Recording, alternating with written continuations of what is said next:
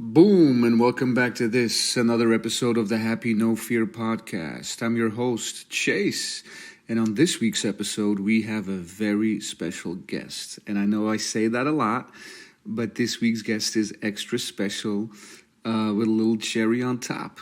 He's an artist born in Vienna and has been hitting the world hard for a number of years now. I would say like almost 10 years, doing shows, walls, just sharing his style with the world. Undoubtedly, you know his stuff. You've seen it in person, or you follow him online. And just have to say, we really connected over this podcast, and we followed up with many conversations since. And on our talk here, we dive in deep. You know, there's so much richness to this talk, as far as spirituality, life and death situations, psychedelics, awakenings, you name it. And it's been a real pleasure. So without further ado, I give to you Nychos.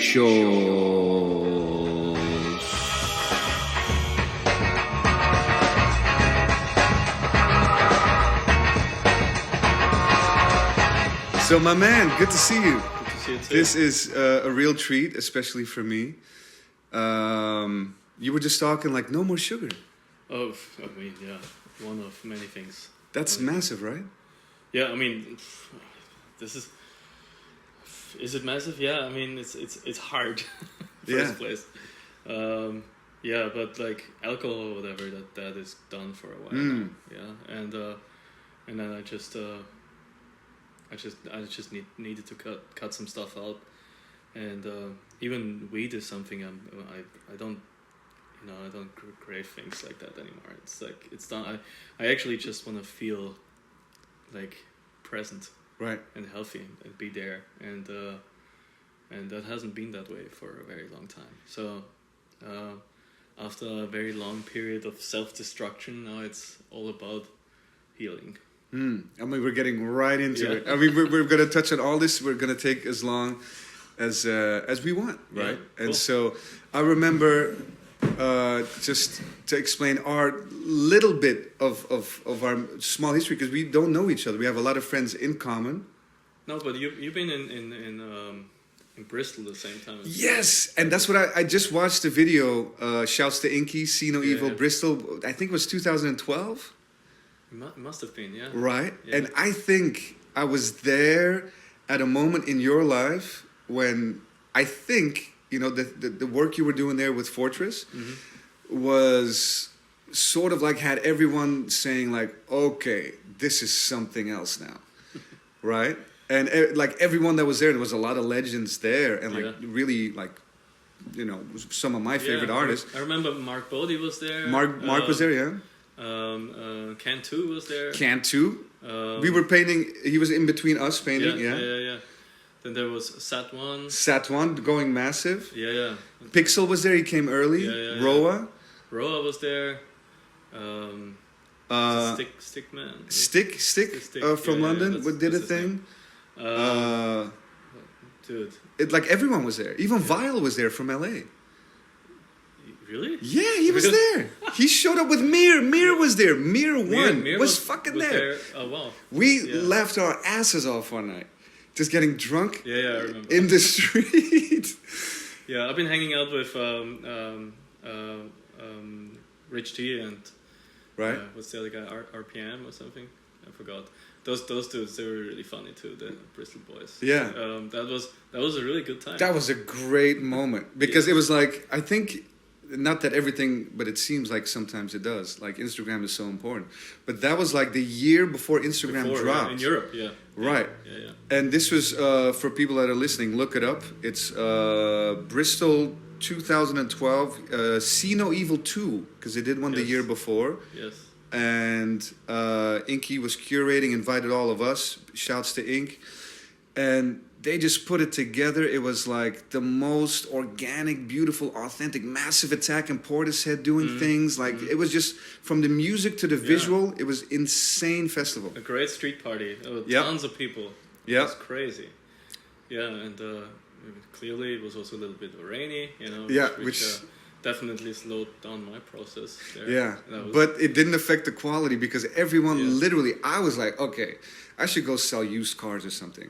And everyone felt the same way. Not that it's about like, because everyone's doing their own thing, but it was definite that, okay, Nychos is here. Like, it was like, to me, I don't know if that's the case, if that was like a big moment of like the dissection style and like showing up, and also with the partnership on that piece with Fortress, who like everyone has been loving him since forever, and so it's sort of like here is it's like sort of like a coming out party. It felt like it was a little bit that way. I during from 2010, I more and more transitioned into more of that anatomy work. I had it in my work already somehow forever, but it went.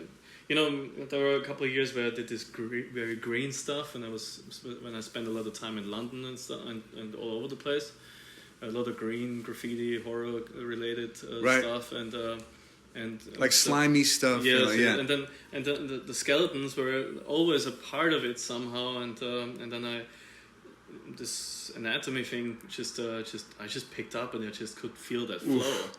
And same time, I was going so hard at that time.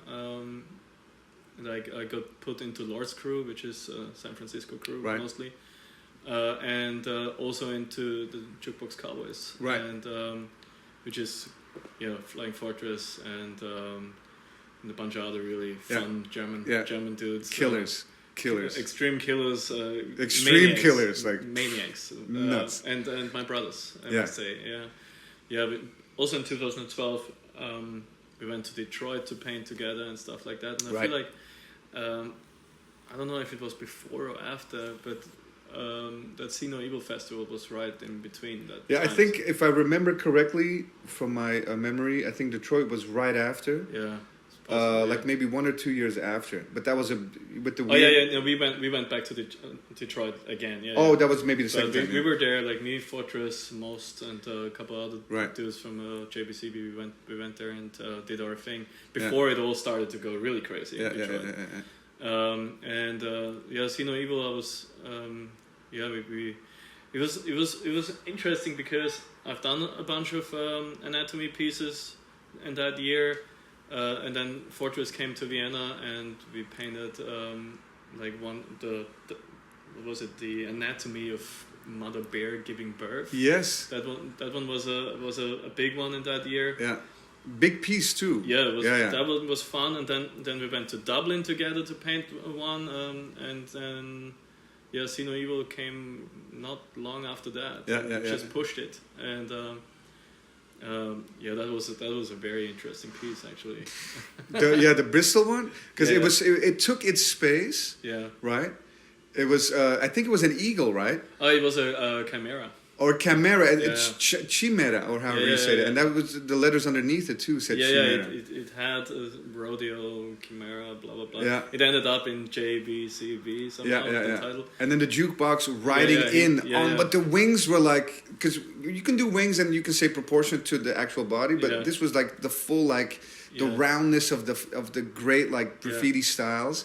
It's like the wing was massive and it took its space. It took its space. Yeah. But we didn't want to do the classic, we slice up one of his bears again. We wanted to do something else. And we wanted, before it was like Flying Fortress and Nychos, and then I got into JBCB, and then we wanted to dedicate the piece to the crew and not necessarily like, this is what he does and this is what I do. We wanted to do a Jukebox Cowboys piece, and then we did the Jukebox Coffin dissection in Detroit. Yes. So that was a really good year for me in Fortress. Let's say it just brought a lot of fresh air and motivation into the whole game. I mean, JBCB is a lot about party and painting whatever. Yeah, always a beer in hand. Yeah, beer in hand and classic German bar mentality. But that, let's just say, I have the feeling that it just stepped up into the more into the art thing, because when JBCBO, they paint great funky pieces together, and it's all like really, it's based on the, we're a graffiti crew with back pieces and patches, and we just represent this whole thing, and we don't care if it's legal or illegal or whatever, and this is us, this is what we do, so fuck off. And so that aspect was totally covered, but then it just went more into let's say this whole urban mural graffiti street art thing it's just more, before the attention was a lot on the graffiti, and then it was more, it also came from another side. Yeah. And it gave me a complete, like a good push as well. Yeah, good platform diving board to jump off, because around that time, probably a few years later, all these other festivals started popping up. Yes. And then the curations, from the graffiti jam, sort of faded, and now all of a sudden there's these curators and cities and festivals, and then... Yes, that was just before, powwow started to happen too. That's right, that was also the first or the second powwow was in 2012, where Flying Fortress went and I went in 2013. And, well, at that time, the thing is, I painted a lot of anatomy street pieces, but I didn't do any shows. With that kind of stuff, because that was completely new. The show before I did on the horror scenario was in London in 2010. 2014 I was literally just painting street and was traveling around Europe by myself. Which doesn't leave a lot of time to jump into on a canvas or a panel and to be working with brush, because you're just getting out there rocking walls all the time. No, there was not much time. And in 2011, I was literally just traveling. I didn't even have a studio. Yeah.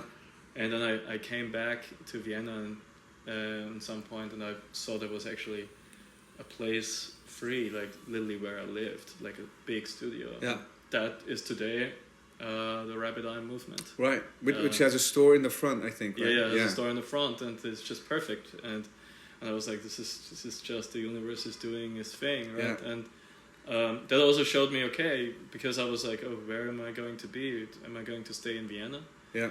And then I knew, I said, all right, I'm not ready to leave yet. So I started Rapid Eye Movement out there, also in 2012. Right. Pretty much exactly 8 years ago. Yeah, amazing. Yeah. I didn't know it was started right then already. Yeah. Yeah, it was December. Right. December, on my 30th birthday, we opened. Amazing. We opened the shop, and the gallery. And then the studios are in the back, and then there was I remember seeing stuff from other members of the crew, and also you. Yeah. The sketch parties in the back, and just those vibes. It's so much fun to have that space to share with your friends. Yeah, that was the opening party of Rapid Eye Movement. I invited all my crew members from 3 different crews, also the Weird crew. Yeah. And they came, and we just were painting and drinking and celebrating for 8 days straight. And I feel like, on a certain level, it's been 8 years and I'm still recovering from that. Yeah, that's a hell of a hangover. It's been intense, but 2012 was a good year. 2013 was an even more powerful year. Yeah. And that's when... And then America started calling, right? And early on, San Francisco was like, hey, you got to come over here. And you did a lot of work in San Francisco. Yes. It was I already had for a while, because I was traveling so much and I knew so many people. I was like, I just want to do this documentary. I want to go and film and how places and cities and people connect. Yeah, on this deep in the down in the deepest depths of the borough. Everyone, the deepest depths. Of the borough, you haven't seen it, give it a solid watch. Yes, it took us a while to finish that, but it's a lot of footage in there. It's like 6 years of footage or something. No, it's only we did it in 1 year. Oh, that's 1 year's worth. Yes. Man, you are a maniac. Yes, it's a lot of action. Yeah, in 2013 was non-stop. Wow. Me and my friend Christian, who filmed,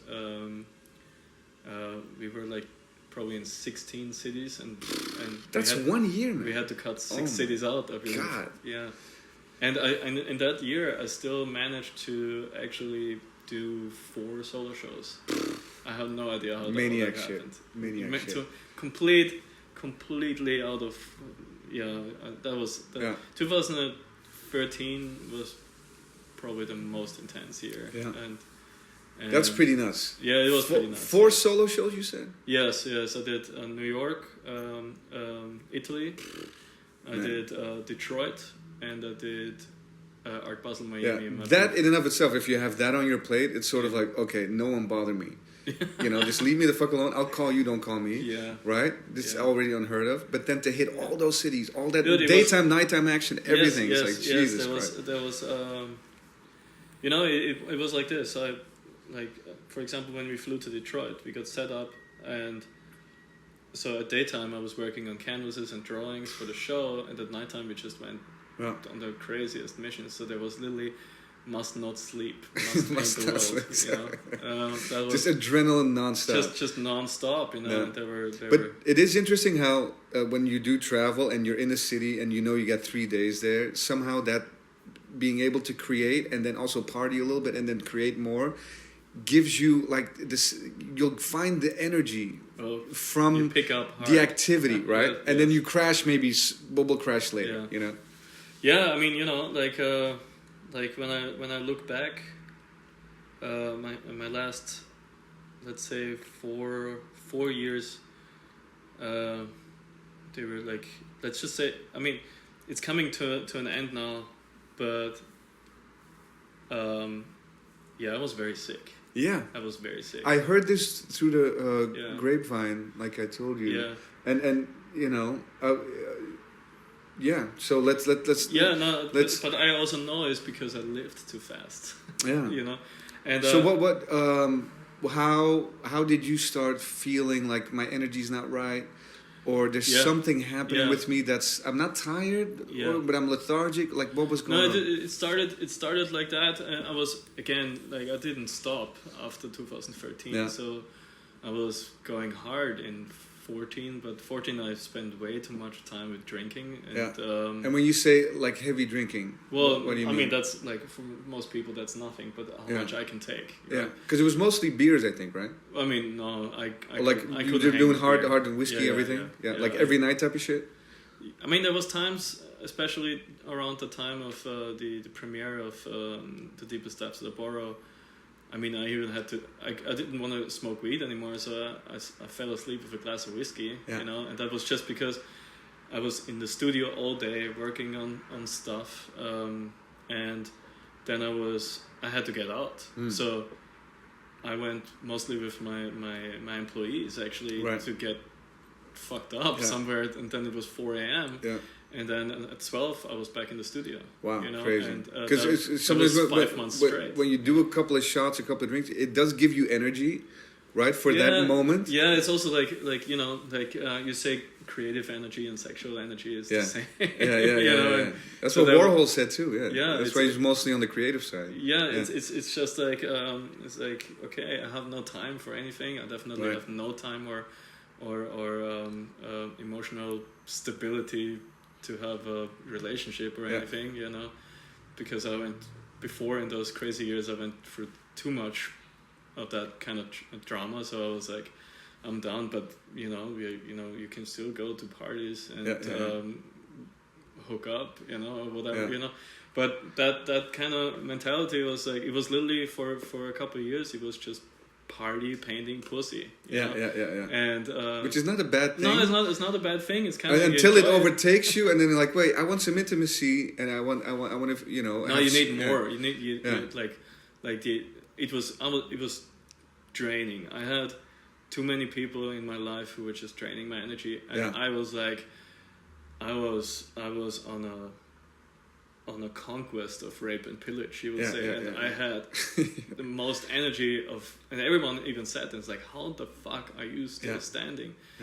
And even a bunch of people told me, it's like, look, if you keep going like that, it's just too much, Even Toast from Switzerland said, like, look, health is gonna hit you, and I'm like, shit. Yeah, you feel invincible. Yeah, totally invincible. But it is interesting because like right in those years, like your art star was rising. Like wherever you travel or go to, you're the fucking man. And so that gives you a certain energy. and then also you go anywhere, and then you know, give energy, you get it back, you know. Right. But it also needs to be on different levels. It's Right. just you cannot just feed off, because you actually what you do, you give so much with painting murals and do all this stuff you don't realize, and it's also like you get a lot back, but you also have to let it in. Right. And I did not understand that at that time, right? So lots of times people were like, man, that's so sick, and I was just like, I don't want to get this into my ego. I am not, by far not where I want to be. Yeah. You know, I just started, so relax. Yeah. But you know, it's also good sometimes to let the good energy in and right. like. So you were always like super self-critical, like if you think this is something, wait, I'm just warming up, I'm just like stretching over here. I'm just actually starting this shit. Yeah.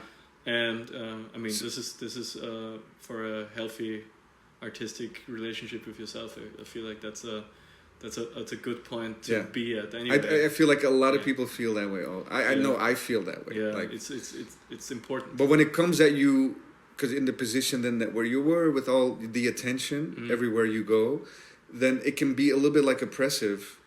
So you need to let some in, because otherwise you're too removed. First it was totally fine, but it got a little bit too much. You know, I definitely eventually in 2015 I started definitely to hide. You know, after we finished the documentary, it took a lot of time and energy to finish that. And I was already on the edge with myself, so I started to hide more, but also I wanted to travel and paint. But by hide you mean like isolate? No, from like look, I just go paint my walls, leave me alone, and as soon as I'm finished, I'm gone. Yeah, you know? Because the feeling with people giving you praise was what? Was too much. It's too much. It was, or let's say it was okay, you know, and I can handle it, but I feel drained afterwards. Yeah, it's almost like they wanted, they were. I'm not complaining. they were doing it in order to get something out of you, which you owe them. If someone pays you like, man, that's amazing what you just painted, then maybe you feel like they wanted your thank you towards them, which then is transactional. But if that happens too many times a day, it's like I only have that much to give. The problem is a lot of people don't know how far they can go. They just like literally hijack you. You know? There were moments in San Francisco. I was at the supermarket, you know, completely just tired from like days and days in painting, and I just stared at the cheese section, and I couldn't choose, you know, and there was this dude suddenly like literally jumping out from somewhere. I was like, "Yo, Nychos, man, blah blah blah, like let's do a selfie real quick." All right, and then he was gone already, and I was like, "Yeah, what was that about? What was just happening?" It was all about that person, you know, and then he just bounced, and I was like, why, like inauthentic, like exchange. Yeah, no, and it's on the other hand, you know, it's like it's awesome because I mean, I hit San Francisco so hard. At that time, you really did, man. And it's really hard to hit San Francisco hard. Yes, it's not easy to get good spots there. It got much harder now. Yeah, and it got harder for me too after a while. But it was, I mean, I still see myself, but world sees me as a local there now because I hit it so hard. You know? And that's beautiful. That's awesome. I love that city, and I wish to go back more again. But it's just in a weird point right now, you know. The thing is, the moment when I moved to SF, and also I lived in Oakland for a little bit too. I was, my body's like, I started to get really drained and tired, and I built my show for New York for Jonathan Levine, and I was working like 3 months every day, 30 pieces in that means I had 1.5 days for a painting, which is insane in that it's almost size, and then I was very stressed out. At the same time, I had my employees in Austria not working, just getting paid, and I found that out later, and know, the energy, let's just say the energy built up, and then I just had to collapse. It's a lot to manage, too much to manage. Literally after my New York show, which was very good on one hand, it was the biggest show and the most like prestigious gallery. And it was good with what it was. I don't like. I mean, you know, there were like really famous and profound dissection pieces in there, but I also forced myself to do something where I was like, okay, this has to be done, because if I don't do it now, I will never do it. Yeah. So like the time is now. The whole type pop of thing. culture dissection stuff. I was already totally over it. I was already somewhere else, but I strategically I was like, I'm having a show in New York. Let's just do something which is gonna rock it. It's kind of like the birthplace for all of us. Yeah. So I did Marilyn Monroe, Arnold Schwarzenegger, like a bunch of classic comic Disney cartoon things, like the Ozzy Osbourne, right. Lemmy. I remember when I was like looking into who I'm gonna paint. I was like, I'm sure I'll do Lemmy. And when he was still alive. Well, I was thinking, should I do Lemmy? I was like, no, I'm not going to do Lemmy yet. And the next day I woke up and I read on Instagram that he died. And I was like, I got to do it. Now Lemmy. you really, yeah. Wow. So question, did the third eye just, did I hijack something already, you know? Oof. But anyway, I worked really hard on that show, and I was already way deep into translucency stuff. Like the show I did before in Switzerland, a couple of months before, was all about X-ray and translucency, and it was very dark, but also all the X-ray stuff which I have developed on walls, and was focusing on 2015, and painting murals in LA, in Canada, and in 2015 I was all over the place. Yeah. But I focused very much on translucent paintings where I felt like, ooh. Where you can sort of see through the skin, the epidermis was there now. And that was like, I pushed myself from the anatomy to something, this see-through thing, which becomes a completely new thing. This is something it just developed out of nothing, and it just became, again, my own thing. Right. Because, I mean, many people paint anatomy things, but the translucency in combination I mean, I also called this show The Translucent Fear, because I knew I had to face my own fear of destroying something I spent a lot of time on with the on top translucent layer. Yeah. And I was like, I just need to get over that fear of destroying it. Then I can succeed. Right. And then I did that, and I was so happy with that show. And then I did a step back, and I did the pop icon show. So I didn't I wanted to do something else, right? But I felt the need strategically to do that, which was fine. But I also felt like I was slowing an extreme evolution down, and which kind of like stressed me out, drained me. And literally after the 2016 show in New York, the Icon show, I literally collapsed, and I ran out of energy. My digestive system suddenly didn't work anymore. I started to get a leaky gut. Yeah, leaky gut. So inflammation just spread throughout my body. Like, some doctors were like, just take some antibiotics, the antibiotics fucked my body up even more. These American doctors? No, I was back in Austria. Started in New York, and then I went back to Austria, and then like, you just, your system like took on too much. Yeah. And at first you're like, man, I did too many silvers in my life or something, right? Because that's the first mind. Like, how many how many spray cans have I emptied, right? Yeah. Well, the projection first is for a graffiti person is like, ooh, am I getting sick because of the spray paint? Yeah. Not necessarily. Right. There's a lot of things playing into it. But you thought that was your initial response? Well, that was one thing, but the funny and the very interesting part, which we come later to, is I came back, and I was in New York my last couple of days, super drained, kind of felt fucked up, and I did this sketch for this huge mural, that snake, the translucent snake, which was digesting a rabbit. Yeah. Probably still my biggest, with 900 square meters big mural. And when I was finished with the SketchUp, I collapsed on the lift. Wow. And my immune system completely broke down, and then they took me to the doctor. The doctor gave me antibiotics. Those antibiotics have caused a complete breakdown of my digestive system with the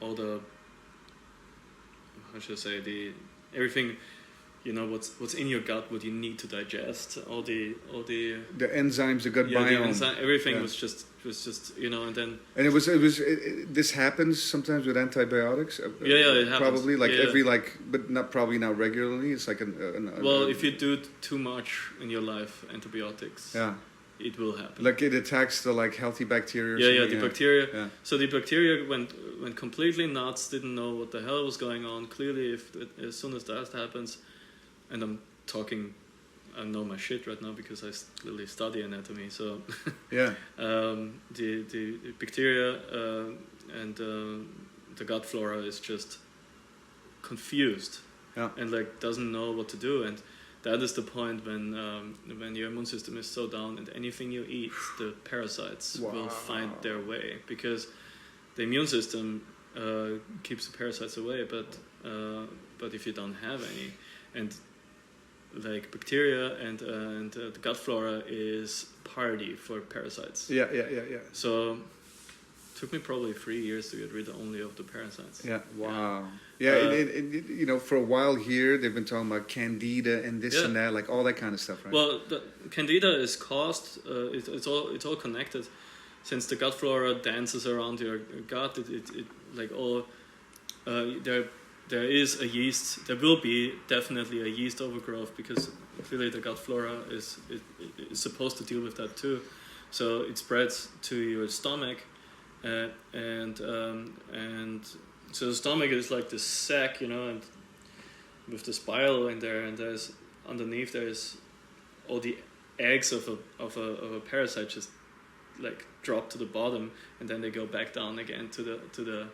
So even if you kill them, they're gonna come back because they're chilling in your even in a healthy person, that's the case. Yeah. But the immune system kills it usually. But I didn't have. Right. I had no immune system for at least 3 years. No way. And so this discovery that took a lot of intensive research and a lot of research, a lot of trying to find out, going to many doctors. Most of them sent me away. They said well, you're in stress and you need to calm down. I'm dude, I'm in stress because my body is giving out. Right. And the next thing was, candida, yeast overgrowth. Clearly, yeast is in our gut. It overgrows, and it's toxins. And then everyone in America has yeast overgrowth issues because of the food. The preservatives and too big of a market. You got to distribute it and all the bullshit they put in there in America. So it was not necessarily helpful, right? And I just moved to America at that time, and so I went on a very intense journey of trying to find out what was going on with me, because I was I was stressed. I was really on electricity mode. I smoked so much weed to chill myself out, didn't work, clearly. Yeah. And I was just I don't know what's going on. And my hair started to fall out. No shit. Yeah, that is oof, that's another dimension. Yeah. It's so you start stressing on that because you're already under stress, and then your hair falls out, and you're fuck, you get caught in this spiral. And it's been, I was and then I get tired, and then it got really bad.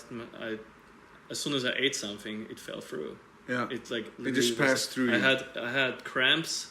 Jesus. And I kind of had to literally fell down on the floor, and then I was I gotta go to the bathroom real quick. And oh my god! Undigested goodbye, through the gut. And really, just let's say you would eat anything, it would just pass out. Let's say I could definitely identify 90% of that's food. Insane, because that means the acidic qualities, nothing's responding to. Look, this is food. We got to get the proper enzymes in action and get the nutrients out. That wasn't doing it anymore. No, it wasn't doing it anymore. Jesus. Not at all. Yeah, right. And that the stuff. The problem is, as soon as you have a leaky gut, the toxins from the gut get into your bloodstream, and then they spread through your body, and that means you have more inflammation in your body. Yeah. Oh my god, that was so fucked up. Wow.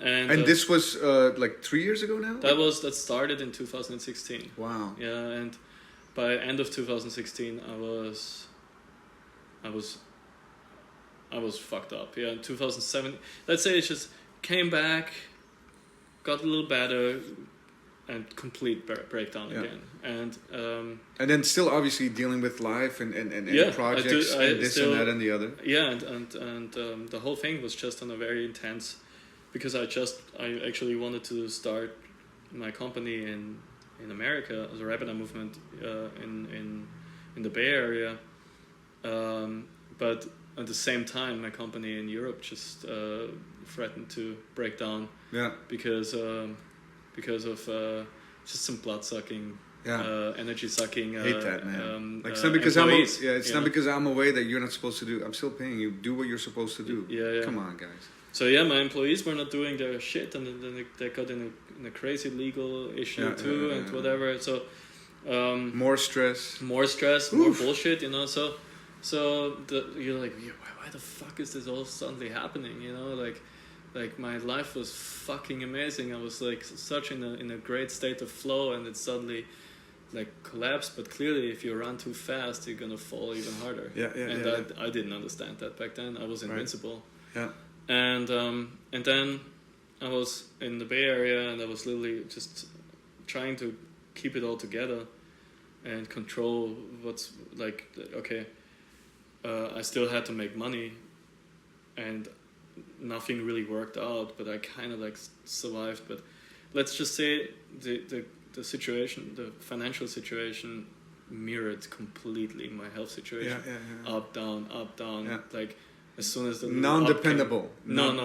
As soon as the little upflow came, complete massive breakdown came, and it's like I have no idea how I should handle this shit, you know.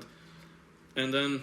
Like it's always like in the state of expecting the unexpected. Like it can go up, it can go down, or like it's like it's just stuck. It was just completely stuck. And on the other hand, I'm also someone who goes with the flow, and what comes into my life, I recognize. And I ran into the studio not far from here in LA, and I was like, okay, I guess I just LA calls me. I did not like LA. I was. Yeah, how did you come to go relocate from San Francisco to LA? Yeah, it was just that. I did not want to relocate. I just established Rabbinar movement in the Bay Area, and I was looking for a place. I was looking for a studio. I couldn't afford anything. The craziest shithole in Oakland costs like $5,000. Right. Yeah. Stupid. Yeah, it is really stupid compared to European prices. It's insane. And I still had a couple of people to feed in Europe. Yeah. And I was living like a bum as long as I can keep my business together. But I still needed to paint somewhere. And in 2017, I hadn't painted one canvas, or maybe one, and that was tough because as soon as I sat down and painted like a little canvas, you know, I started to get dizzy. I had to go back to bed, you know, and I have no idea. And I felt like at that point, when I moved to LA, I felt like, okay, I need to be in a warmer area because San Francisco gets so cold, my immune system wouldn't deal with it. Right. I felt like LA is just maybe the right place to get the healing on. Yeah. And the funny thing is, I came to LA and had no money. I signed the lease, and another job just like, pops up. Yeah. No, it actually did not work out, and I was like, "Fuck, how am I going to paint the rent for next month?" Right. Same day. That's so crazy, man. Yeah, same day, way better job popped up. Yeah. I could do whatever I wanted. I made more money, and that job, paid rent for the next 3 months. Yeah.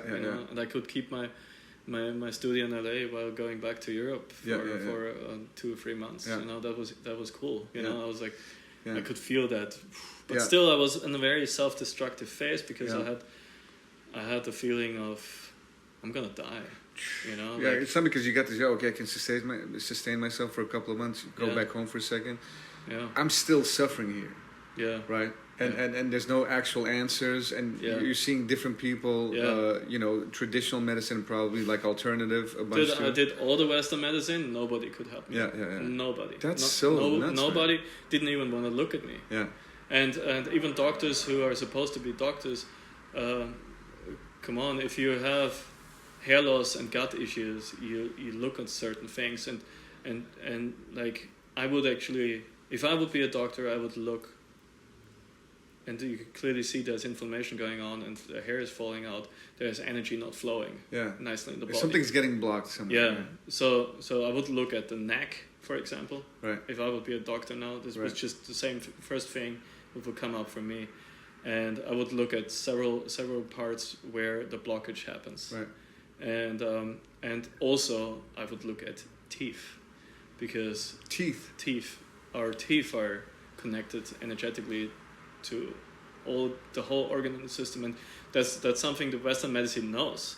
Like if you have teeth issues, you're like intense inflammation in or infections in your teeth, your digestive system most likely is going to go to shit. And there was a connection between your teeth and really? Yeah, I had 4 inflamed teeth which are connected to them. Really? Yeah. Like cavity level or root canal stuff? No, I had very bad root canals made, and they were inflamed, and that I remember the doctor made 2 of them in like 1.5 hours. It was like I should have realized, but I never felt anything. You know, there was never pain or anything, but the inflammation got up into my head.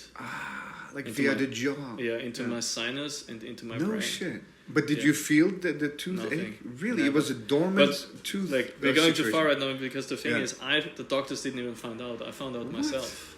How could you find that out? So, because if you don't feel it, then there's no indicator, right? No, there was no. I was not.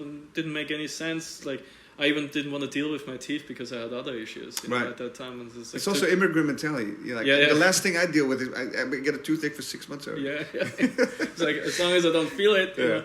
No, but so at that time I was in LA, and I was very self-destructive, and I didn't really care about anything anymore. You know, like I lost so much fear of so much, like things, completely subconscious things, right?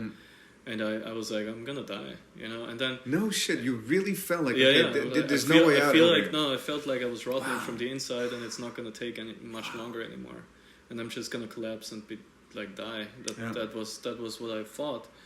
And the weird thing is, I have never done psychedelics in my youth.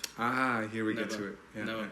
And at that time I was like, well, now I can even do psychedelics because it doesn't matter anymore. Yeah, I'm dying anyway. Fuck it. But I only had that thought once. And then I just went back to like whatever destructive behavior I did at that time, right? And somehow I met a bunch of actually also Austrians, friends of mine from back home. They also live in LA, and we were hanging out. And also those people, some of them had like issues, different issues, but also like, it's like this is all just too crazy right now, you know, like, and it just somehow came into my life at the most fucked up, mentally fucked up time. That someone said, well, there's this dude who we can go to. He does 5-MeO DMT, Bufo alvarius, the toad medicine. And I had no idea. You know, I had no idea. And I was like, you know what? I was on a point where I was like, anything that helps, and if not, if it doesn't help, it won't make it any worse. Right. And I'm on my like the thought behind the thought is I'm kind of on my way out anyway. Like let's go out with a bang. If I'm actually, I had the thought, if I'm really gonna die, I want to know how it feels. Right. Exactly. Because it's the Bufo alvarius is the death rebirth experience. Right. So you licked the toad? No, you don't lick the toad. No. Or you extract the poison from the toad. Yeah. So I've done regular DMT, dimethyltryptamine, via a vape. DMT. A few times, and that was life changing. But the toad, please tell me. The toad is a completely other. Mike Tyson did it, and it changed his life. Yeah. He went through an intense transformation too. It just came to the point where I was like, let's do it, you know. And then I had a project in Vietnam, so I went there, and I was really depressed there, and and I felt like the only thing what helps me out is painting graffiti really hard, which was fun, but it didn't help in the end, right. you know. And then I got back to LA and I painted. I went to San Diego and painted with some friends just because I had to do something which gets my mind in a better mode, right? And I painted like this piece, just my letters, and this dude, just a skeleton opening up. His chest was opening up, and his heart was flowing out, and his eyes were popping out, and just completely opening. And I had no idea what I was doing, to be honest. But right at that moment, the shaman texted me. No way. Yeah, and as you're kind of freestyling from the subconscious, like you just painting something. Just picked things up, and like the energies were literally just like, oh, this has to happen right now. And I looked at the phone, and I was literally starting to shake, and I was like, oh, it's on. It's on. This is a road sign right here. And like then I went to Vietnam, and then when I came back, I went to do that, and I had no idea. I mean, clearly he mentioned this, like, look, this is gonna change your life. You're not gonna see life anymore as it was before. Right. If you let it happen, if you completely let go, then this can totally transform everything. And whatever you say, whatever your intention is, it's gonna happen. And so I did the first dose, which was 10 milligram, and I could literally see. I was like a little blood vessel, like shooting through my body, and I could see my whole anatomy, and like I could feel my muscles opening up, and I could see my paintings, you know. Like exactly. I was gonna say, like, your intimate knowledge of these things is already there. So I was flowing through my. So whole like body. you're seeing all the interconnected parts of yourself, of your own being now. Yes, and I was like, and the second hit was 20 milligrams, and I definitely already had an out of body experience on that one. So I could feel that my body was like out of my body, but it was still just vibrating like it just felt fantastic, right? And I was like, that is, and you know, you have already in that time you have no idea of time anymore. Nothing. No, and you come back. How long was that? 5 minutes. I was like, what? Oh, I've been gone for months, man. Yeah. And then is everyone still here? Yeah. And then he asked me, like, so are you ready to die? And I was like, fuck yeah, bring it on, you know. Right. And then he's like, I was literally telling myself the thing I really want the most is to heal. Yeah. But the funny thing is, I didn't even know what I was asking for, because I clearly meant physical healing. Right. But since in the body it's all connected, I asked for the connection of spirit, mind, body, everything. Yeah. And which clearly it goes hand in hand, right? Only when spirit is healthy, your body can be healthy too. It's like Quark Express. Remember Quark Express? It's like a layout program from the 90s. Yeah. So if you update the file in the temp layout of Quark Express, if you put a new high-res photo in the folder, then the whole layout changes. You know, the front end changes. It's just everything you heal inside of you. It's gonna heal you physically, like, because, I mean, I get into that later again because it makes more sense. But so, dude, So that going from, you know, just like having great times and like, you know, changing your state of consciousness with drink and weed or whatever else, that's one thing. But like the psychedelic realm, the first time you step a foot in there, right, it cannot be understated how huge that is. Yeah. Right. It's also like, you know, like what I've come to understand is that everyone clearly has a different experience with the five or with psychedelics in general, but like I managed somehow, and I understood much later why this is happening to me, but I managed to completely let go and die, and I still have, most people don't even have memory of the trip. I have a lot of memory, and I was gone for 10,000 years learning about the magic of the universe, and I came back as I felt like I finally grew up. On the first... I only did it once. I did never unbelievable. Did it again. Because that's very rare. Because a lot of people get to the gate, not beyond, and then maybe they see like a guiding animal or something. But like you, it sounds like you went all the way and you were ready to go all the way. Yeah, I was ready. I feel like now from the perspective I have now, it's like in this life I'm finally allowed to go that deep. Yeah. Because I clearly during within the trip I understood that I've been here many times. Mm-hmm. I have been having the most craziest lives, that's for sure. Many been here, like I cannot say like longer than most, but very long. Right. And it's been a hell of a ride. I know that too, and I know that the last 2,000 years I'm only cleaning out karma which I have generated in the 40,000 years before. Yeah. So isn't that interesting when you personally feel not to be arrogant or to impress someone, but when you know it for yourself, that this is true for me, and it's not that I need to believe it or want to believe it, but I just know it to be the new truth. Yeah, but interesting moment when that. Yeah, no, totally, and it's like, let's say I don't want to go into the craziest details of the psychedelic experience, but the ego death was is literally the you gets sucked out of you completely, and like you don't exist anymore. You become one with the source. Yeah. And you get into that bliss, and you don't even get in that bliss because you are one with everything. Yeah. You just don't exist anymore. That's it. It's like they say, where does the air in the living room stop and the air in the hallway begin? So the question of that doesn't even doesn't even come anymore. Up, right? Because there's no words there. There's no questions at all anymore. Because words are symbols of reality, and in that zone of this reality, right? You know, they're descriptions. Yeah, nothing exists anymore. Right, it just is. Yeah. There's only. I mean, I managed during this process. When I was in the complete light after whatever spirit wanted to show me before, and all the pain of letting go, of the pain of being happier and happier and happier, and let go of all that stuff which lies on top of me.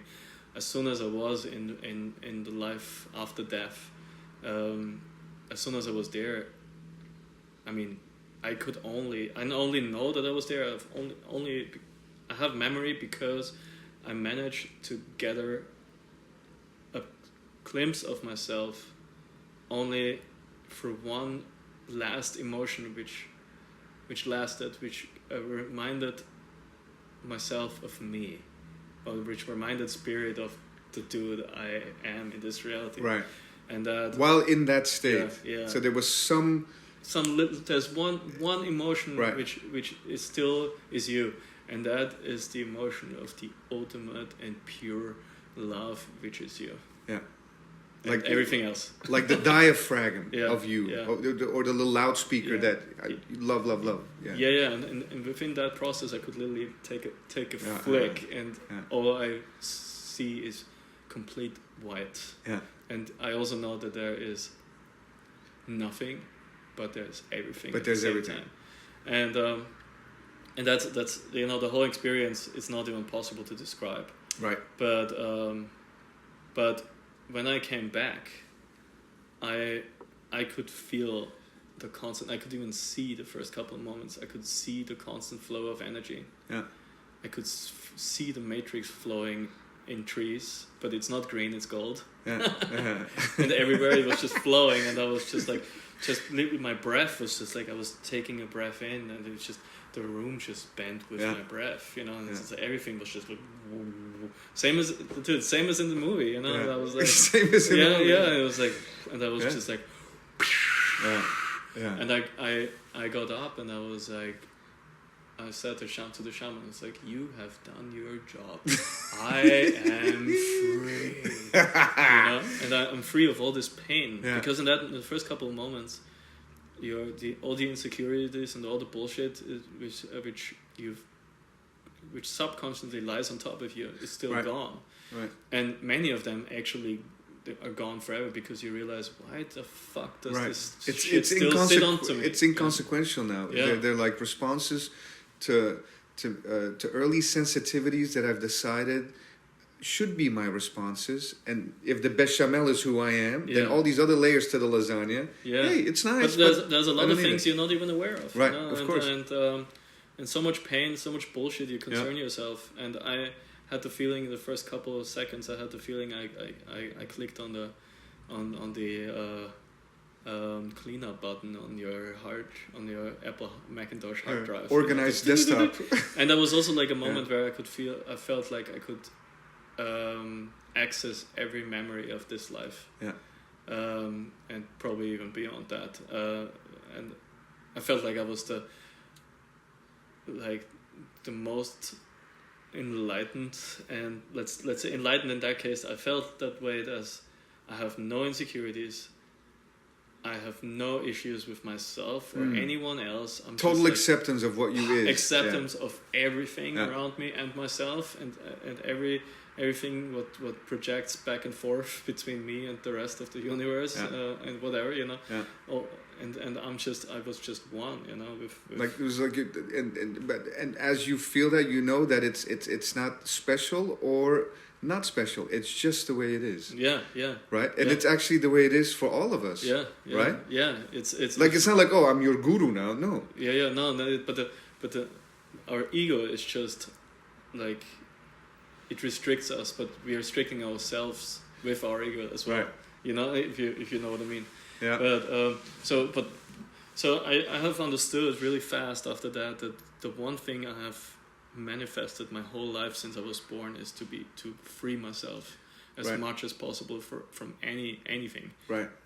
So in the end, you can say from being born again, there was always this I want to be free thing. So because I just was free, I just came back to, well, but here I am in this physical form, like with all with the this, constraints and the societal influences and the teachings, the energies of your parents and how you grow up, and the all the things in your which come into your life, which kind of restrict you and your being, and you have to be this, and you have to go to school. This is how we do it in the 1990s now. Yes. You know, and all this stuff, but also beliefs from your family, how life needs to be lived and stuff like that, and all this. Just better to have one bird in your hand and 10 in the sky.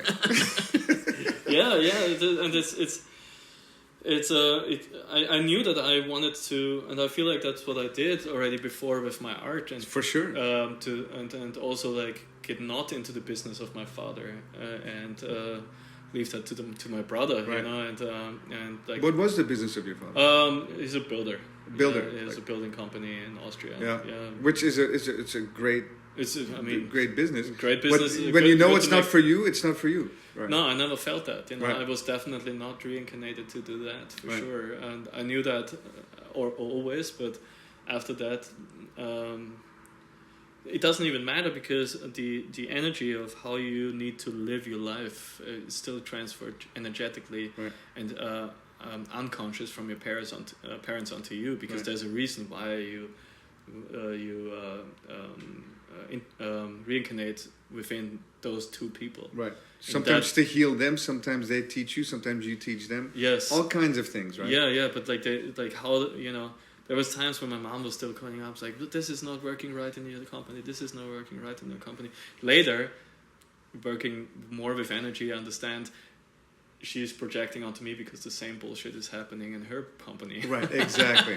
Yeah. Yeah, and it's very interesting, you know, and keep talking. I'm gonna take a little leak. Yeah. But I can hear you. Okay, where was I? You were at the point of. Well, you were talking about your dad, and then before you were talking about that feeling of being so interconnected with everything. No, but this let's say what happened during this experience is the understanding and experiencing the ultimate freedom and peace, and that's what death consciousness is. You know, like the other state of consciousness is you're free of everything, and I kind of call it the energy laundry machine. You can get kind of like, you forget about everything what happened in one life. You get kind of like splashed through, but energy still stick with you, and that affects your reincarnation, and you come back and you have to deal with things you haven't dealt with in the life before.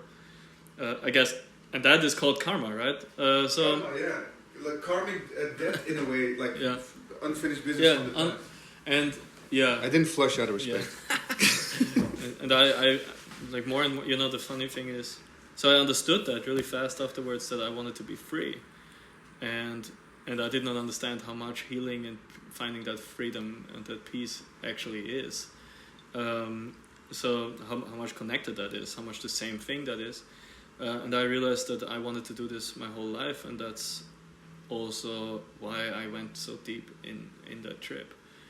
Because it was time for me in this life to be able to do that. Yeah. And so as you went into that trip, right, your state of health was still not great. No. It was still as bad as it was. The crazy thing is, mentally, my depression was completely gone. Wow. Depression, like I was very bad and super depressed when I did the psychedelic. When I got out of it, I was in bliss, and I knew that everything what is in my life right now, and all what I try to control and hold together is not important for my survival. Right. Yeah. Like, and you gotta keep reminding yourself that, you know, and it's like, it's like things come into your life to test you, you know, and how much you can handle it, because you think you're invincible. No, you're not. Right. Yeah. You know? Yeah. But like, it's a lot of stuff in your subconscious attracting things which come into your life to test you, and so you can grow on that kind of stuff. So what happened right on the day after the DMT, I was really happy actually. I was also going back to San Francisco and then flying out to Vienna. Because the ceremony was in LA. Was in LA, right. Yeah. And so, and I was just dancing in my studio and put some music on, and then like suddenly my playlist went from some really old music, like I was listening to like a long time ago, and there was one album name from Tool. Yes. Really, I'm wearing a Tool shirt. Man. Maynardism is something. Dude, all those guys are fucking amazing. Unreal, man. So I mean, I've been listening to Tool since I was probably 15. Yeah. Right? I remember when they came out, sober, live in Chicago, in front of 6 people. Did you know this? No. I gotta send it to you. Yeah. It's like I'm ashamed to even call myself an artist when you see that performance. Yeah. I'll send it to you. Those dudes are... Look, goosebumps. Just thinking about it. Yeah. Oh, yeah. Yeah, goosebumps is a spirit, mostly spirit confirming. Yeah. It's a vibrational thing you synchronize with Tool. Nuts. And dude, what happened to me is that 10,000 Days album came on, and I don't know, I started to dance, I started to just headbang, and then I was cleaning up my studio, and I don't know what happened, but I started to do Tai Chi out of nothing. Nice. And for 1.5 hours straight, I went back into the trip in a bliss situation, doing some Tai Chi movements. Like through Tai Chi, you got back into this sort of psychedelic state. Through the movement, right. The movement triggered the Tai Chi. Wow, that's beautiful. Tai Chi, and it went really fast, so it almost looked like Kung Fu. Yeah. And I went into this complete crazy heart-opening experience. Wow. I cried for my family. I was holding and feeling the pain of my family. I was just like in tears. I was completely like somewhere else, and I did Tai Chi for every day for 8 months straight. I decided I did not drink alcohol anymore. I did not eat sugar. I did not eat bread. The only thing I could digest, which was weird, but this is genetics, you know, I guess it's who I am. I've been eating meat every day, you know. Yeah. Also, meat is the only thing which fixes your gut pretty fast. So for the last 2.5 years, I've been eating mostly steak pretty much every day, which is expensive. It gets depending on what cut you buy. Because you can get the $29 a pound cut, or you can get the $12 a pound cut. I'm spending those $29 a day. It's worth it though. When you get that nice filet mignon or whatever it is, and it's sitting there, steak. Delicious. You know, you don't need anything actually. No. I did it for not for long, but I did it for like 10 days straight. Yeah. And because you feel your own being sometimes. Yeah. You need there's this Chinese test. Yeah. With you hold the property in one hand. You need another person to do it, and then the person who is in need of that property, right?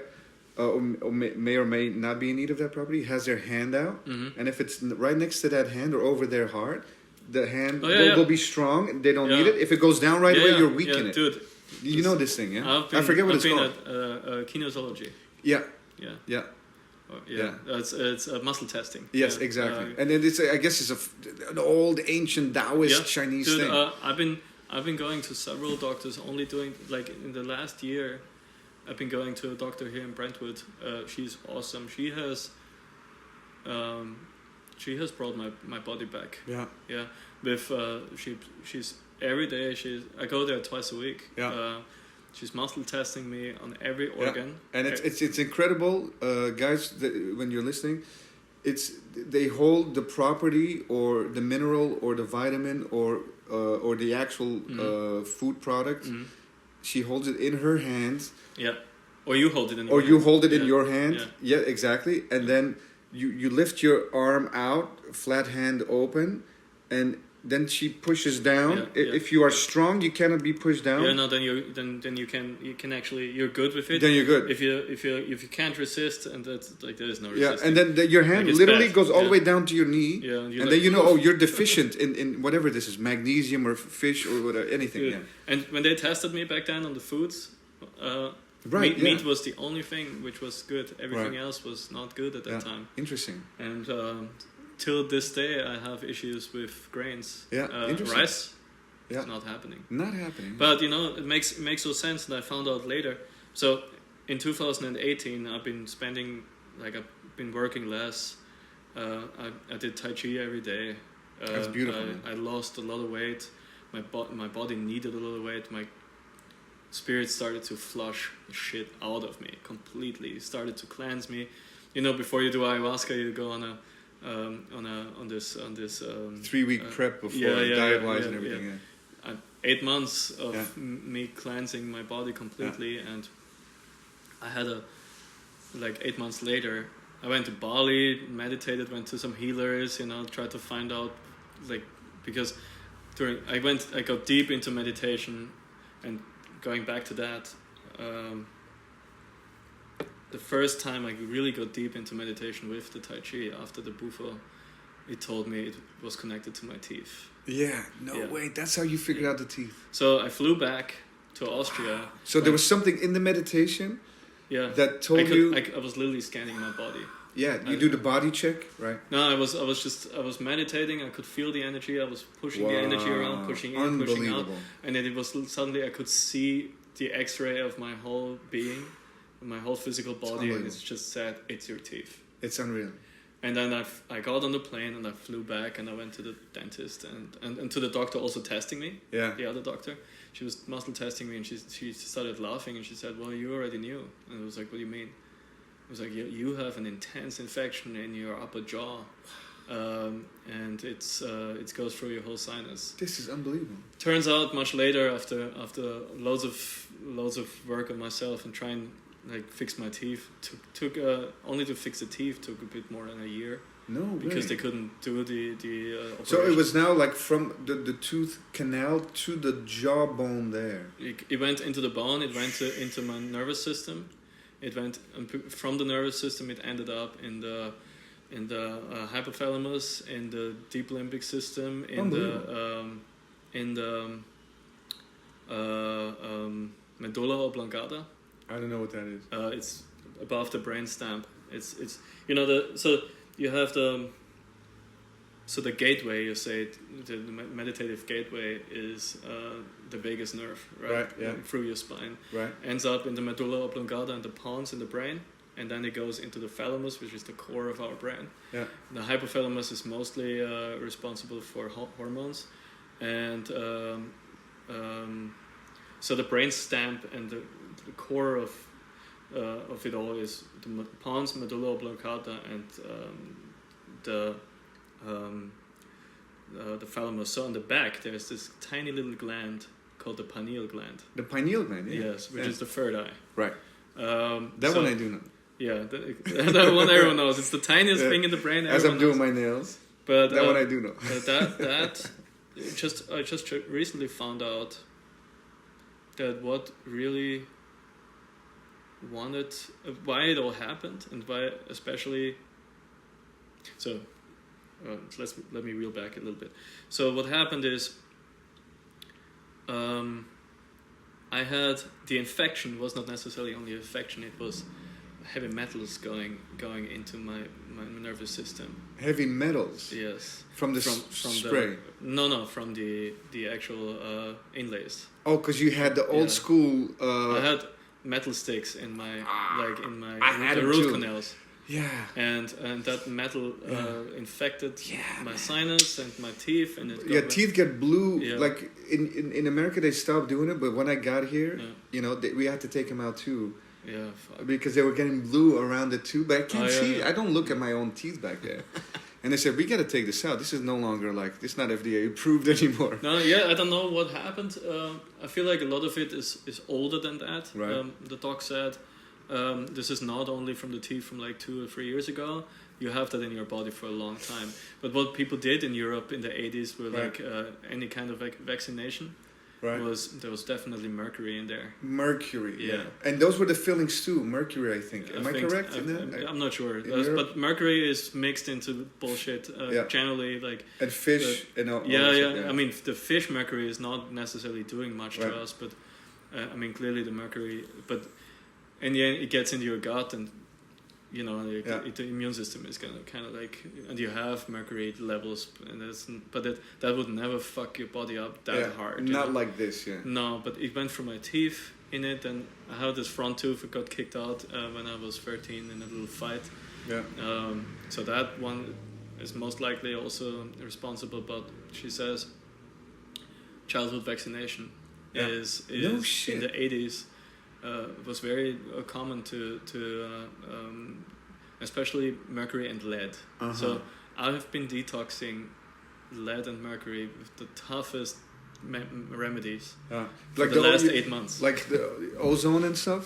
Also. Yeah. Yeah, dude, fucking mercury and lead fluid is leaking out of my ozone. fingers. I did ozone in Tijuana maybe 7 years ago. Yeah. Because I was painting way too fucking much without a mask. Yeah. And then I met this hypnotherapist who I couldn't do work with because I didn't respect him. He told me he had a stripper addiction, and all the money he got every 2 weeks he's spending all his money. I'm like, man, I like it, but I need to respect, my therapist. You shouldn't have told me that. But he said, look, my mentor is this guy Art. Yeah. And that's how I found out about intravenous ozone. Yeah. But it was illegal still at the time here, and it kind of. But you can also shoot it in your ears. It goes into the system, yeah. But I guess everyone in LA, everyone does it. I feel like does that. But so I went to TJ to get 100 milliliters of my blood ozonated for 3 minutes, and then let back into a warm compressor into the blood. Otherwise, you die. I did that too. Yeah. Right. Yeah. And I did the heavy vitamin drip, all that stuff, and specifically for heavy metals. Yeah. And I did it. I was there, I think 5-6 days. Yeah. Every day, pretty heavy. And then for the next coming 2.5 years, never got a cold, never got nothing. Yeah. And I felt a lot lighter. It pushes the immune system. But the problem for me is that wouldn't even help because it was sitting in my brain. It was already lodged or something. Yeah, it was deep in my brain. Right. And the thing is, so why this suddenly started to happen is somehow this large amount of metals in that area in the brain triggered the pineal gland. Ooh, so before the very gland that is the savior was also the one affected. Well, in one way. The third eye seems to push it out. Yeah. That's why. And the thing is, like, normally it would go down, but I had this goes really deep and crazy now, but I had a throat chakra blockage till a couple months ago. Throat chakra blockage. Yeah, so the energy didn't flow well in my throat, so it couldn't go down. So what happened? It started to push out mercury and lead out of my head. So that was the point when I started to lose hair. And that was only. So it all stayed upstairs. So the more meditation I would do, the more hair I would lose. Wow, this is incredible. How did you observe or come to find out that you had a throat chakra blockage? So this is the next thing. The more you get into it, the more you. So first of all, I had certain challenges in 2018. There were I was doing Tai Chi. I was trying to find it all out. I tried to balance my life, since everything is about balance, right? Mm-hmm. And I moved into another studio in the arts district, which helped me to ground myself a lot. I felt first time very at home because I've been a nomad in the years before, and Vienna was not a place where I very much felt alone, but at home. But here in LA, I did. So that definitely had helped the core root, the root chakra, which is the color red. Yes. So I found a place where I can sit and come to peace. Right. Ground. And ground myself. And last year was, so in 8 months after Bufo, which is January, February 2019, I went to Colombia. And on the airport here in LAX, I had a vision of a serpent eating its way through my gut, hunting down something evil. The serpent eating something from your gut. Yeah. And it just tried to cleanse me somehow. And literally on the airplane, I had a complete immune system shutdown. My body completely broke down. And long story short, I ended up in a hospital in Colombia. I saw something about that. Yeah. Wow. Yeah. I was. My body was just shutting down. Like, my friend was taking me to the hospital. I was at 5 a.m. I was telling him, like, look, if I don't go to the hospital now, I'm going to die, because I even throw up on water, So I was shitting water. I know people that were in that state where they threw up water. Mm-hmm. Very close to that is death. That's for sure. Yeah, dude. I mean, I was throwing up on water. I was throwing up. I was shitting water. Jesus. I was sweating. It was just coming out everywhere. And I felt super dehydrated, and when we got to the hospital, I literally collapsed in the lobby. They carried me in, took 7 bottles of infusions to stabilize me, and then I went into a deep hallucination for 3 days straight, and I died there again. So again, I walked into the light. I was like, hey, I was there a couple months ago. That's totally fine, and it's all fine. It's all good, like save my seat. Yeah, no, it's all good, and there were tons of beings celebrating that I come home, Yeah. And something pulled me out. So I could literally still feel the hand of taking me out of the light and pushing me back into my life. Yeah.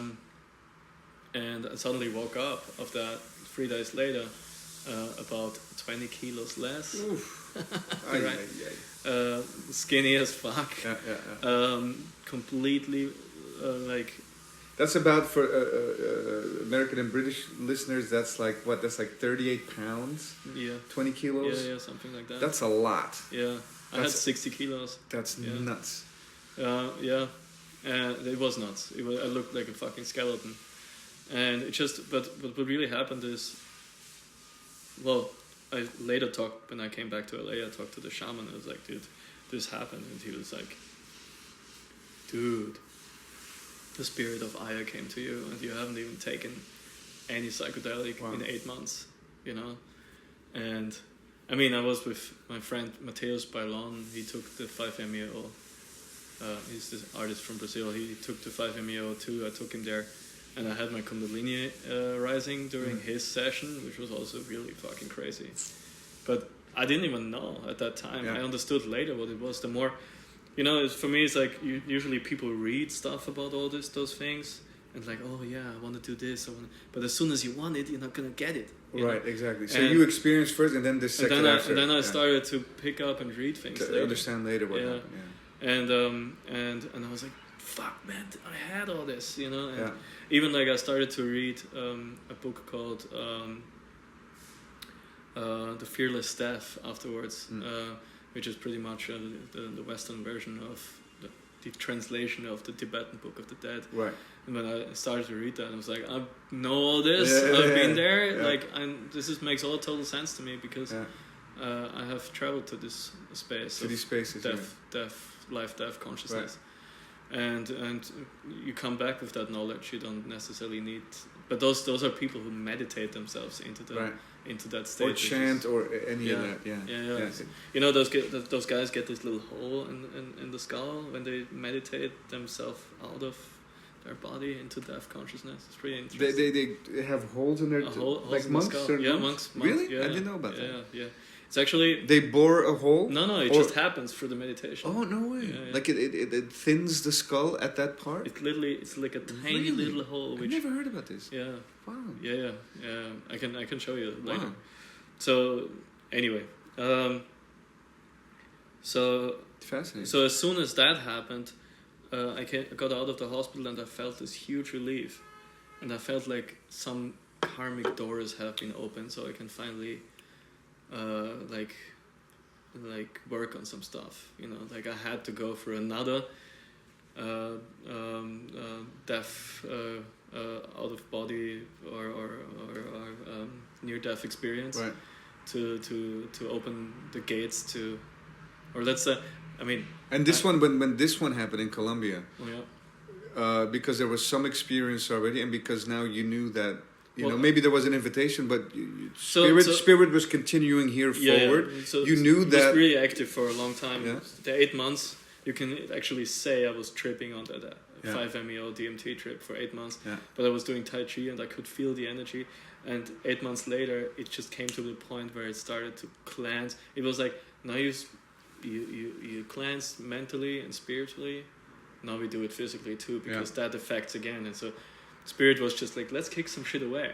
Let's clear some shit out. Reduction to the most essential. And then you can actually open up to some deep karmic things which you are allowed to clear out. Yeah. And from that point on, the whole year of 2019 till a couple months ago, I was clearing out past life karma like a motherfucker. Yeah. So the thing is, you start to understand what's going on. You start to listen to yourself and what you feel inside of your body.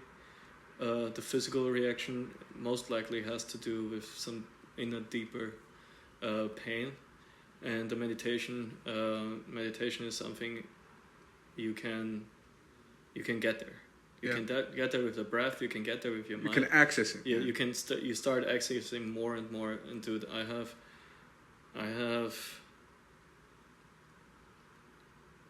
Most likely opened about 12 past lives by now. No shit. You properly regress to certain parts. The more connected you are, and the more you are open to it, you actually do start to remember. Yeah.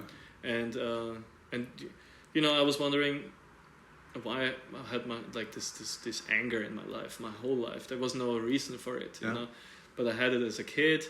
Because relationship with mom and dad is okay, it's all good. It's just they all have their own anger. You know, they carry along for a long time ago. But it's not like they wronged you in a way. It's all kind of fine. Okay, there's a couple of things where I definitely don't want to live my life as my parents do. Right. But it's nothing. Right. So where is that anger coming from? And my brother has that anger too, and I can also sense that in my parents too, and in my whole family. You know, where's that anger coming from? You know, it's and in 2010, my girlfriend at the time broke up with me, and I feel like I tapped into some deep warrior anger stuff afterwards, which clearly triggered my anatomy work. Yeah, and you literally want to break shit apart and get in there and explode and just want to fucking show it. Yeah. And actually, the things I've been seeing since I was a little kid, I wanted to release. Yeah, because I had visions of those kind of things since always, you know. Right. So the question is, where does it come from? Right. Somewhere in your subconscious. Do you remember? I know now more and more childhood memory come back. And I know for a fact that I have known way more when I was a little child about something I should not have known as a little child, you know. And I did almost as a kid, as a baby. I know of memories as I was a baby, a couple months old, where I was very aware of a jail situation, for example, you know, because I had that in one of my past lives, for example, or like cowboys and Indians, or no, it seems knights and something like that. It seems. You know? Strange, but there's this psychologist in Miami actually who wrote a book called Many Lives, Many Masters. Yeah, I know of that one. Yeah, fantastic short little book. Yeah, someone told me about the book. Fantastic, and he started off just a regular psychotherapist, and he had a woman who was terribly afraid of drowning. Yeah. But it has no reason. Yeah. And so he tried everything, and a woman's like, whenever there's a body of water around her, she's terribly afraid, like even a fountain or something. Mm-hmm. And he's like, I kind of took a course on hypnotherapy a while back in university. Mm-hmm. Let me brush that off because nothing else seems to work, and this poor woman is in terrible distress. Yeah. And then he put her under, and right away she started speaking from the moment of the beginning of her death from a past life. Yeah. Right? Mm-hmm. And of course, I love that you know this, but it's also an interesting thing to share to whoever's listening, because it's not woo-woo, it's not, I mean, things are inexplicable, but it's not because they can't be fully explained that they're not real, right? And when we talk about these things, that's important to remember and to consider with an open heart and an open mind. No, totally, but I have to say I'm on a point of understanding, let's say, like and seeing and understanding who I am now, that it just completely makes sense. Yeah. Because I know so much about many past lives, and I could see it as a big karmic clusterfuck. One thing happens in the other because in the one life before this happened. You keep schlepping around things from the last one, and all of a sudden you get a big caravan behind you. And then you're this old soul still dealing with shit which is 7,000 years old, you know, and you have suffered in so many lives, but you just won't learn the lesson, you know.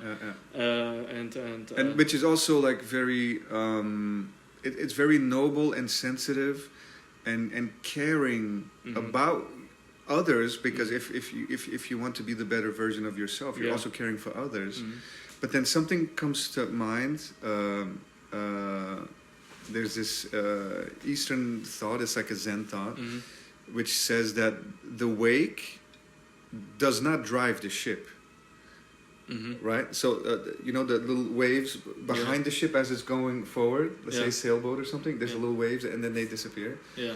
Those little waves do not drive the ship. Yeah. And so, it's, because I'm very much like, also like trying to clean up and like in the past and everything, but I heard a thought which I'm still considering, but I'd like to share with you to see what you think about it. So if the wake does not drive the ship, right, in a way, then looking at like how big those waves are, and like maybe it pushed the fish away, or like, you know, look how far the wake, we're a mile away from where we once were, and there's still a little bit of a Hintergedanke, beautiful German word. Yeah. The faintness of an idea of a little wave that I caused, like in past lifetimes. Yeah. But it's in a way a refusal to be here and now. Yeah. And I'm not saying, but I'm saying I've always put it in my back pocket. So you see what I mean? Like, does it in a way, it's interesting, right, to go and clean up all kinds of things back there, but is it actually super important to you now, or is that another excuse to not be here and now? Absolutely. And to say, that may have happened back there. You know, I was very rough, or some rough things happened to me, like in 619 BC. Yeah. But I'm here now, and with my wise self now, I can absorb and protect that old self. I will not make those decisions again. Or do I need to relive it, in fact, in order to clean it up? Yeah. You know, that's the difference. I mean, there is... So I feel like what I have understood is healing is endless, right? Like, how much can you heal in one life? Right. But the thing is, the things which come into your life are supposed to come into your life, first of all, but you can handle it. Right. So there's a lot of things you have to deal in this life. Maybe in the next life you have to deal with even deeper stuff. Yeah. In case you come back, that's the next thing. Yeah. Maybe you have healed so much that you don't have to come back. Yeah.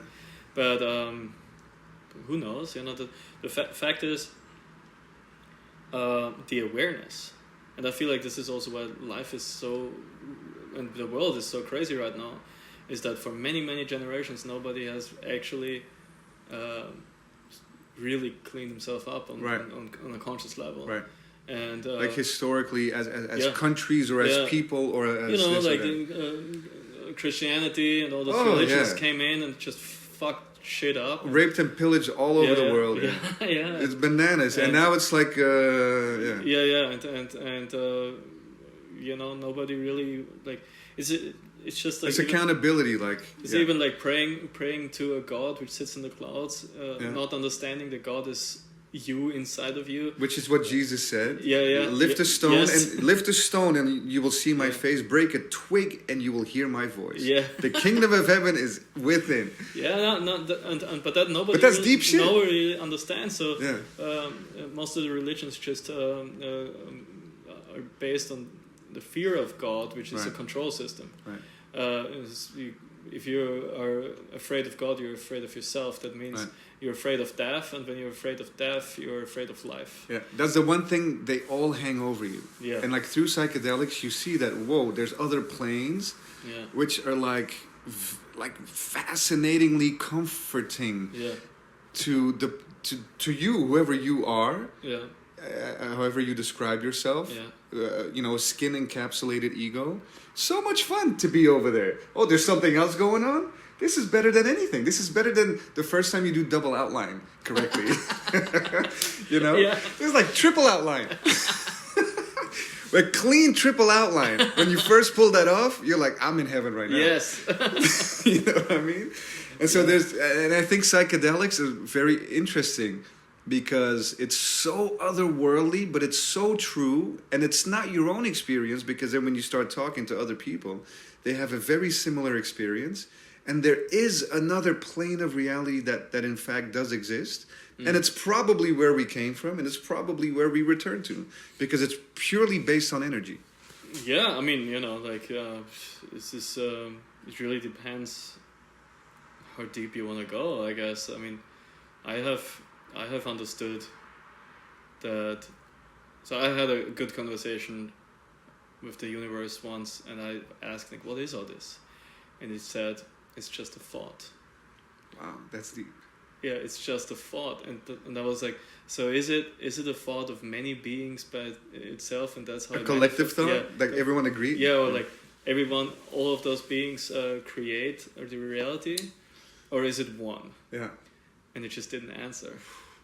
It's complicated. Yeah, and I was like, all right, I get it. So, you know what's complicated about the word thought, right? Is that a thought it's like an inch. Yeah. It's a unit to measure. Yeah. Right? We measure everything around us within this system that we all agree upon with words, which hopefully we share the same definition. So I understand what you're saying, you understand what I'm saying. So we're measuring our way around this thing, and all of a sudden there's buildings and structures and economies and all this sort of stuff. Yeah. But it's like an inch, right? Yeah. And then is it all one? It's like, well, one has an opposite, right? Yeah. What's not one? Right? And so then again... it's another thought. It's another thought, right? And so, but then a thought, if it is a symbol of reality, because reality is... that's reality, even though that was a finger snap. But reality just is, right? And so when you put it into words, you put it into painting, or you put it into inches, or you put it into thoughts, well... then you're away from it, right? It says the universe constantly expands, Right. And the thing is, as soon as you give focus on the edge of the universe, it just expands clearly because you are putting a thought there, right? And the purpose and the you're trying to grab it. Yeah. Where is the end now? I can't see it, and as soon as you focus on it, it just it's like horizons. Oh, that's very far away. You travel 10 days to that horizon point. You look out. There's a new horizon. And that's why this whole answer of it's a thought just totally made sense to me. Yeah. And then I well, let's loop back and go back to the chakra situation. Yeah. So then the blockage, the throat chakra had a blockage, which kept everything upstairs. Yeah, so like with me, clearly, how could things ever be simple? I barely have karma from this life. I cleared out a bunch of things in my family, and that was great because I could see how it changed my family dynamics as well. But what was, for me, it's mostly past life. Like I have the whole situation that I started losing my hair had, like, for example, is a karmic situation when I was a samurai, for example, because it's exactly there where the warrior has no hair, or they shave their hair, right? Same with seppuku, harakiri situation, out of the same past life, and out of anger and guilt of too much carnage and murder. Like self-loathing then. And loads of, like, just tapping into many lives, and this was probably most likely one of the last where the warrior took extremely over, because, like, I have understood that in all my lives since I'm here on this planet, maybe before, I have no idea, deep in my soul I'm an artist, but I was forced to be a warrior, and I tap into that feeling of, or this emotion of complete carnage, and also the feeling of carnage is as much as like output, dedication, going in, like I don't stop. Kill. Like I'm gonna kill walls. I'm gonna kill everything. I'm gonna output. I'm gonna kill myself. I don't care. I'm a warrior for this. I'm a warrior. The warrior spirit. Yeah. And those years that you described that came right before this were absolutely that. It was absolutely the warrior going completely nuts. I even referred to going on spray missions. Let's go back to war. And completely unconscious, But I've been a warrior in many lifetimes, and I have died of the dumbest situations. And heavy metal energy has been the cause of my death in many lives. I have literally in the last months I have heavy metal energy. Well. Bullets and Metallica, spray paint, paint, not the music itself, but swords, mostly knives and swords, and slipping my throat chakra blockage, for example. Got killed by drowning also, which, there's two energies are existing. You slip your throat, you can't breathe anymore. In the next life, you drown. It's the same kind of karmic situation. Right. I had literally pain on this side, which are both stab wounds. I had pain in my neck, which I could identify, which I have for a very long time, but I could identify that I was, what was it called when they how do you say it when they chain the horses onto your legs? They pull out the limbs times 4, 1 foot, all 2 feet and 2. Well, they did it with me. They pulled your limbs. They had my neck and my legs, and they just spread it this. Yeah. And so when had a knife stab right here from a past lover in the 1500s. Romantic. Yeah. Drama, man. So when we came back into my life with my girlfriend. How are you, via Tai Chi and meditation, accessing these regressions and these past lives? The more because this is very intense and quite unusual to be able to do that. So right. I started to deeply work on it. So before I went to the 5-MeO DMT, and this is how crazy life is, right? I was seeking out a shrink, and I was like, maybe it's just mental, and I need real help, like mental help. because I don't know what the fuck is going on, right? So I went to this person and this is also so me, saying sexual energy and creative energy is the same. I was chatting up this chick, and then in the end we started talking, and she's like, maybe you should go to this person. I never had anything going on with this beautiful woman, but she recommended you to she recommended me a person which is I would say very important in my life, because she has helped me with lots of stress issues before, but after I did the DMT and I went back to Vienna, and I was like, I gotta tell you what happened. This was the most crazy experience. And she was like, stop. Now, since I can see that you feel and understand the flow of energy, I can tell you what I really do. And this was the shrink. The shrink that the girl recommended. Yeah. I know who the girl is. No, I don't think so, but it yes, doesn't matter. I do. Starts with an L. No. That's a different one. No, you know that one? No, that's... I'm not going to tell you what. Okay. Anyway, so this... My man. So this... Turns out she is probably the most powerful spiritual medium in Europe. Wow. And she as soon as I did the 5-MeO and I've understood all this, she started to open up one past life from, what was that, like Italy during the Medici times. Wow. I was a monk working, probably before Medici actually. Yeah. It was about 400 years before Leonardo da Vinci. I was secretly dissecting humans and animals. Makes so much clearly sense. No, it was during the times of Inquisition, right? Yeah. So clearly the Christians didn't like it.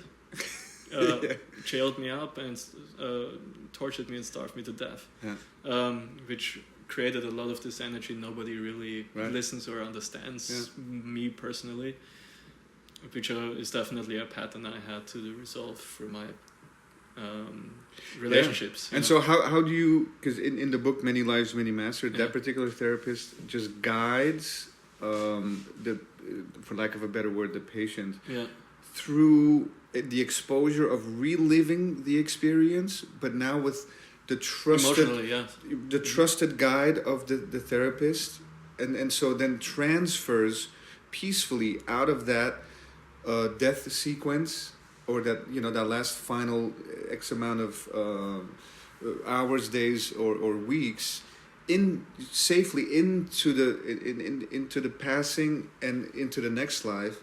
In your case, just out of curiosity, when you're cleaning up all this karma, how do you clean it up, and then how do you know when you did clean it up? The process is like this. I mean, the work with her, for example, was like I lie down, and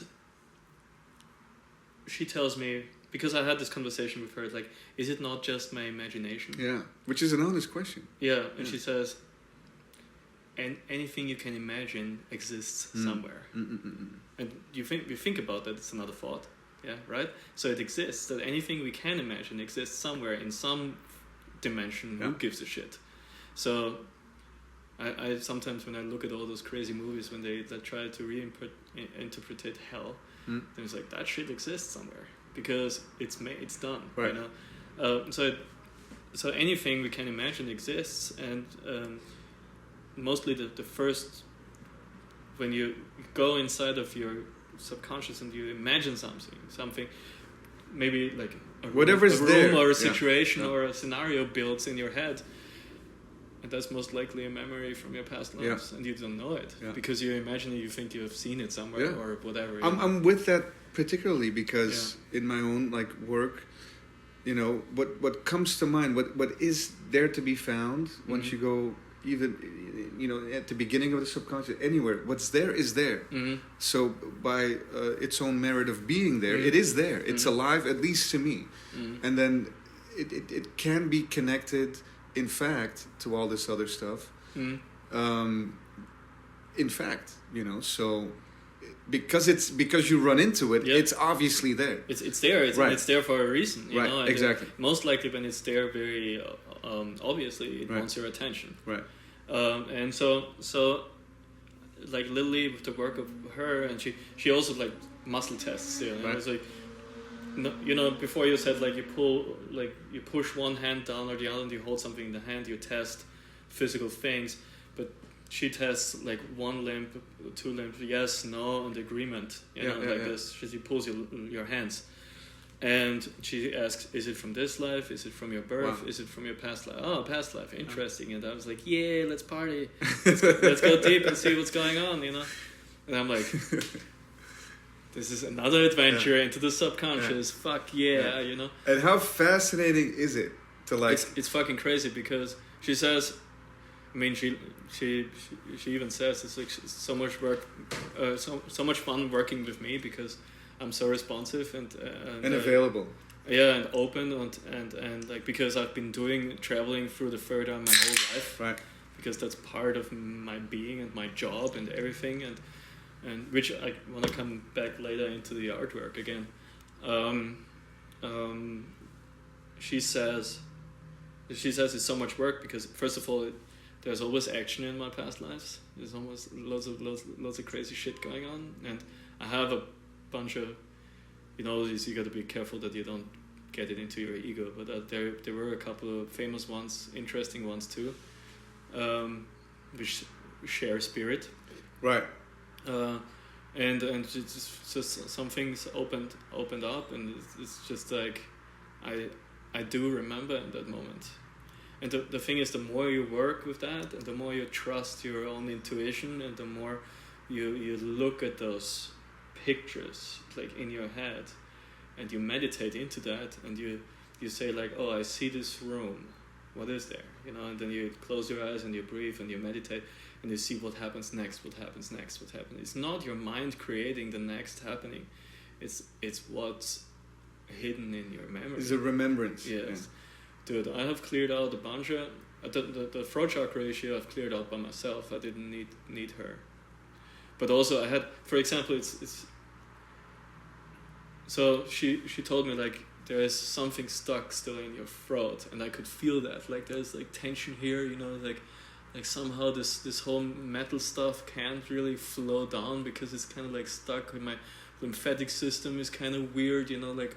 I feel I grind my jaw and like this is something. Like a tightness, yeah. Yeah. And it's like I can't speak my truth, like because I'm not consciously aware who I completely am. So it's like the truth sits in your throat chakra, right. And your truth of who you are, who you really are, past your ego.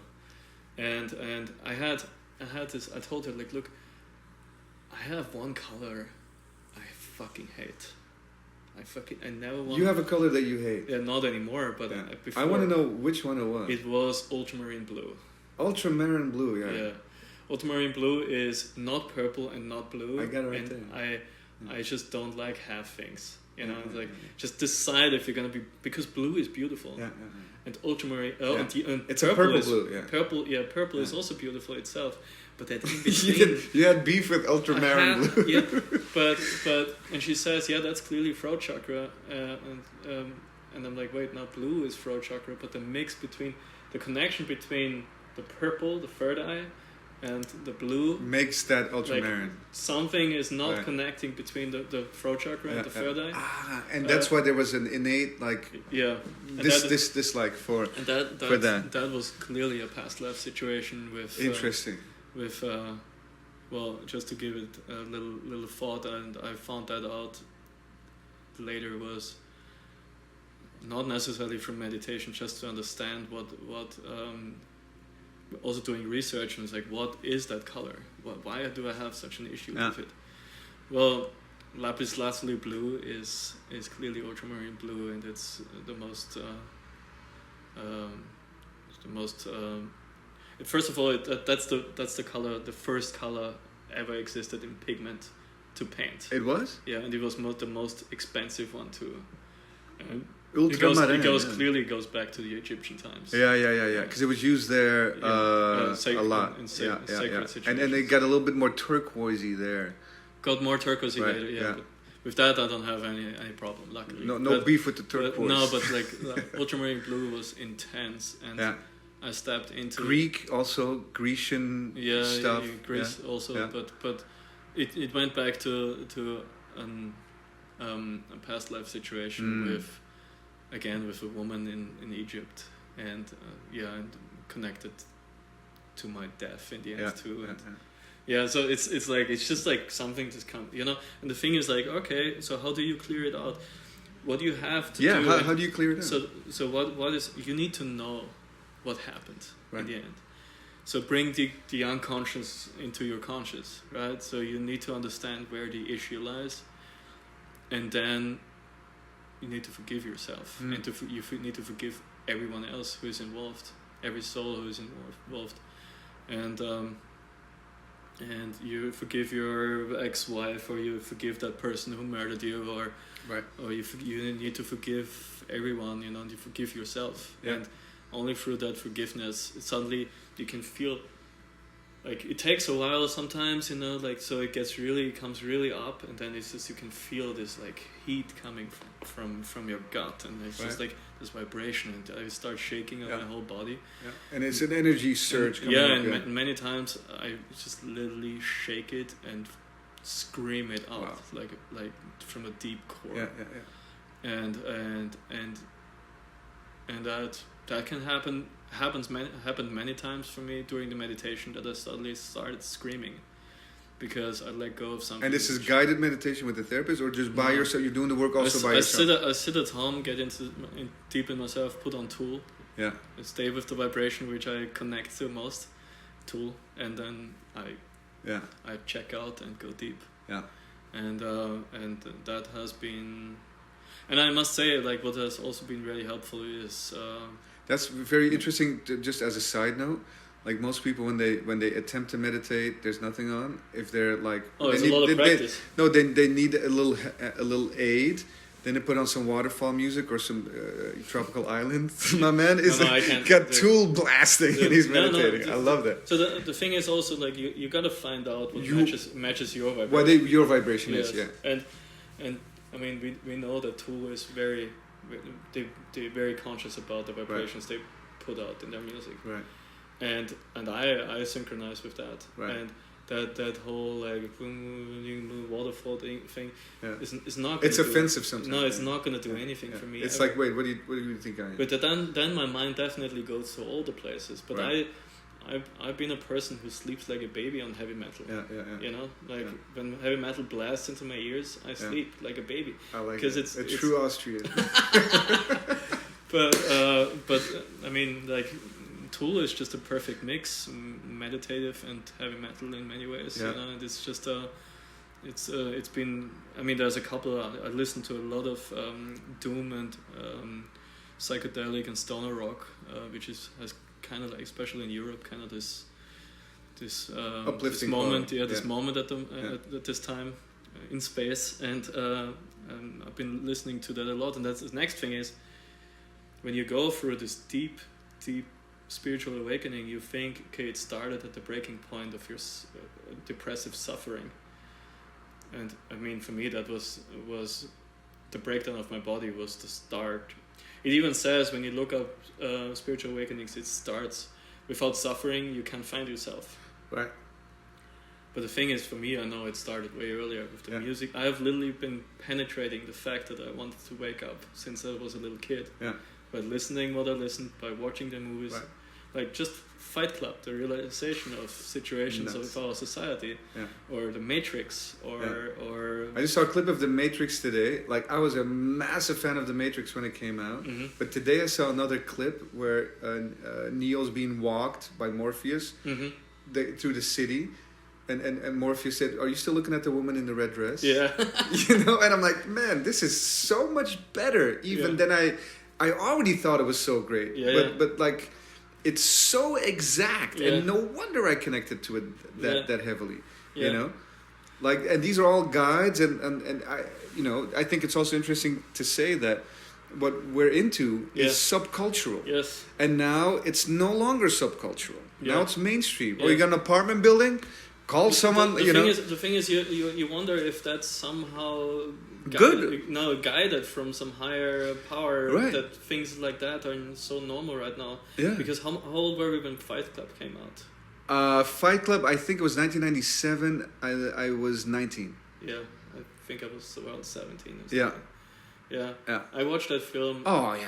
up and down, like, and I know it in German and in English by heart, you know. And the thing was, hey, was machen Sie da? Ist meine Schatzelein, kommen Sie hier mit deinen Bräute. Ja, einen geilen Spritzenparade machen. Geilen Spritzer. Einen geilen Spritz in deinem Mund. No, but with Fight Club, for example, the situation when he talks about he's this total victim of the phone ordering society where he needs everything. The IKEA catalog. And like you need to wear this and you need to be this and then just the male energy in this world is so depressed because I loved every stick of furniture in that place. Yes, yeah. And now it's all gone. Yeah. And then Brad is like Tyler is on the other phone. He just doesn't care. How's that working out for you? And he goes, what? Being witty, huh? Yeah, totally. No, but when in passing, do I show the ass or the crotch? Yeah, exactly. It's so just the fact of all those things they've been working on in this movie, like so critical. I was way early with 15. I was already wondering, like, but the thing is, if nobody addresses it, it's only your thoughts, right? And you're like, okay, it just is like that. Yeah. But then you watch that movie, it's like, man, I've been thinking my whole life, why do we need to have this, right? this? And I think, like, because before we ever, like, painted a wall for a check or a money or had a suit or whatever, you know, there was a beginning. And in the beginning, like, how old are you now? 38 almost. 38, so I'm a few years older. But, like, in those days, like, it's like important to note that there's no way you can earn a living doing this shit. This is tagging graffiti shit. What are you, nuts? And so the love that's there, what we connected to, made us particular outsiders. It wasn't cute to anyone. This is street bullshit. This is punk shit. Are you a squatter? What are you doing? Yeah. You know, and you're a bad kid and forget all this. You're a disgrace. Yeah. You know, like kind of vibe. And so what I like about all of us is that we saw the beauty in it way before the rest of the world had made a use for it. I told right? I told my family with 17 that I'm gonna make a big career out of being a graffiti artist. And they said, you really do need to go see a shrink. It's time now. Well, you know, you're nuts, man. Around the same time I got busted the first time. So. Right, yeah. And it doesn't matter, busted or not. What do we care? But like, you know, at that time it's like, but it really doesn't matter. It really didn't matter. And so that's, and I think when things like, you know, early books we may have found, or early music we got into that was sort of like not really mainstream yet, or films that maybe broke through a little bit and had some box office success, we were like, what? This is so great, because this is how we think. Yeah. And also we want to think more along the way and then things just come into your life, you know? And clearly that goes back to the good old law of the attraction. Right. And the law of attraction is not just like with another person, right? You know, like where we think like, oh, I have attracted this beautiful person into my life. No, it's about everything, because everything is connected. Everything is energy. Yeah. And the right things which are inside of you, your truth is gonna come to your life. Right. It's not just karma. Also, dharma is coming into your life. Dharma, in many ways, you know.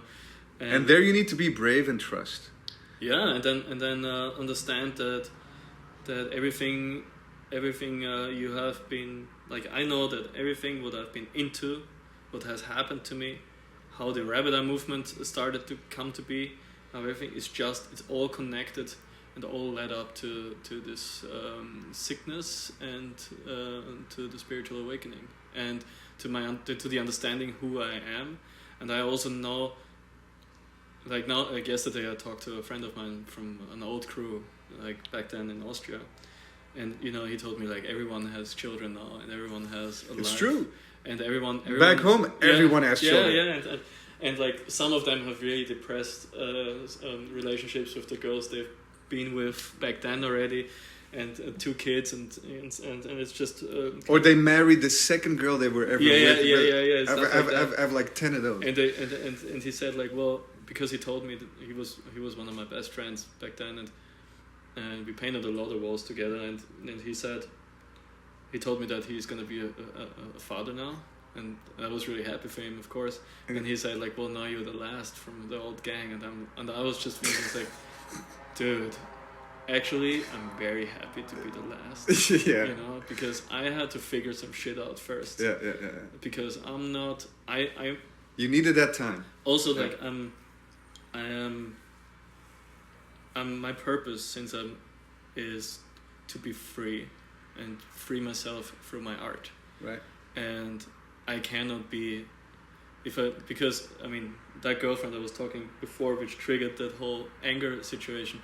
I mean that was a very clear. We lived together. We knew that's what we wanted.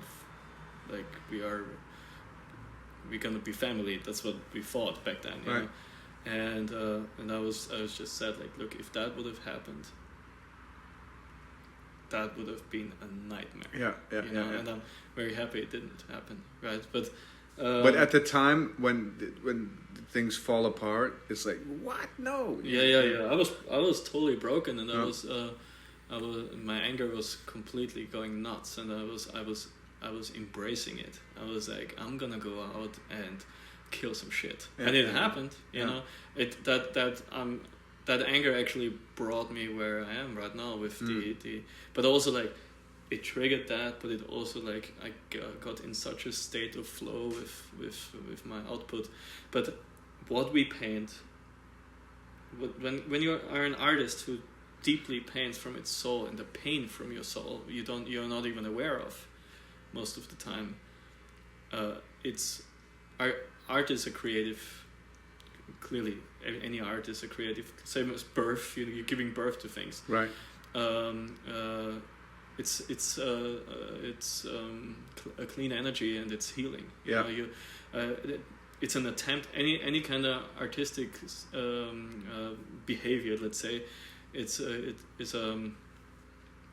attempt of self-healing. Right. And I have understood what happened with me this year. I just put out the 1111 book, and I know that with that it came full circle for me. With I have put out so much pain in my artwork in my whole life. It's all past life.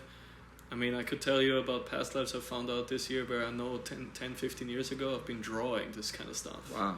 So they're like previews of what you discovered later. So it's like your subconscious speaks a language you can't read yet. Right. And you put it out into pictures because you cannot put it into words because you have no idea. Right. And a throat chakra blockage wouldn't let you say anything anyway or understand anything. For example, it was not the only chakra, but I knew I have a very intense Japanese past life. Clearly, I started to do Tai Chi out of nothing, and naturally even. Yeah. No there's teacher, no example. Nothing. And I know, and I had just at least 9 sessions only on that one life, and so that created a lot of karma. So I've been drawing a lot of samurai stuff when I was younger. You know, when I was about 19 or whatever. I even studied Japanese for like 6 months because I was interested. I did not understand that this was stuff coming up from my subconscious and from my past lives then. So all this stuff had happened, was already there much earlier, and only through the realization of and the surfacing from the past lives, I can literally go through my old sketchbooks from like 2000 till 2011, where I can or even later I can say, see, for example, I have a drawing of a toad sitting on a rock, and there's a smoking skull on its tongue. That is clearly Bufo awareness, right? Yeah. Or I have drawn my own awakening. I had no idea in 2011. It's really remarkable that some things you draw you draw your future because you know this is gonna come, and then some things you draw and you have no idea that you know, but it is from your past. And again, the future, the past, and the present somewhere exist at the same time, and your third eye and your conscious being just taps into everything who you are. Yeah. There's a really cheesy, but whenever it comes on, I don't really mind it. U2 song, and it's called. Everyone knows it. It's a beautiful day. Right. Yeah. And tucked away in the chorus is, it's two lines, right? And one of the lines is, it goes, "What you don't know, you can feel somehow." Right, and there's another line I forget right now. It says so long, but whenever that came on back then, I was like, that speaks to me. I know what that's about. You know what I mean? But it's so true, though. You know? No, dude. And what you don't know, you can feel somehow. Like it's there. You know something with your basic intelligence more than you do with your conscious attention. Yeah. Right. It's fascinating, dude. And you know, like I've been listening to a lot of Black Sabbath, a lot of Iron Maiden, a lot of Judas Priest, a lot of Orchid from San Francisco. I mean, and those kind of bands, dude, they all talk about the same thing. Yeah. They talk about the same thing, and you have no idea. You have no idea as long as you don't know what it really means. It's stuck in there. It's like they may not even know.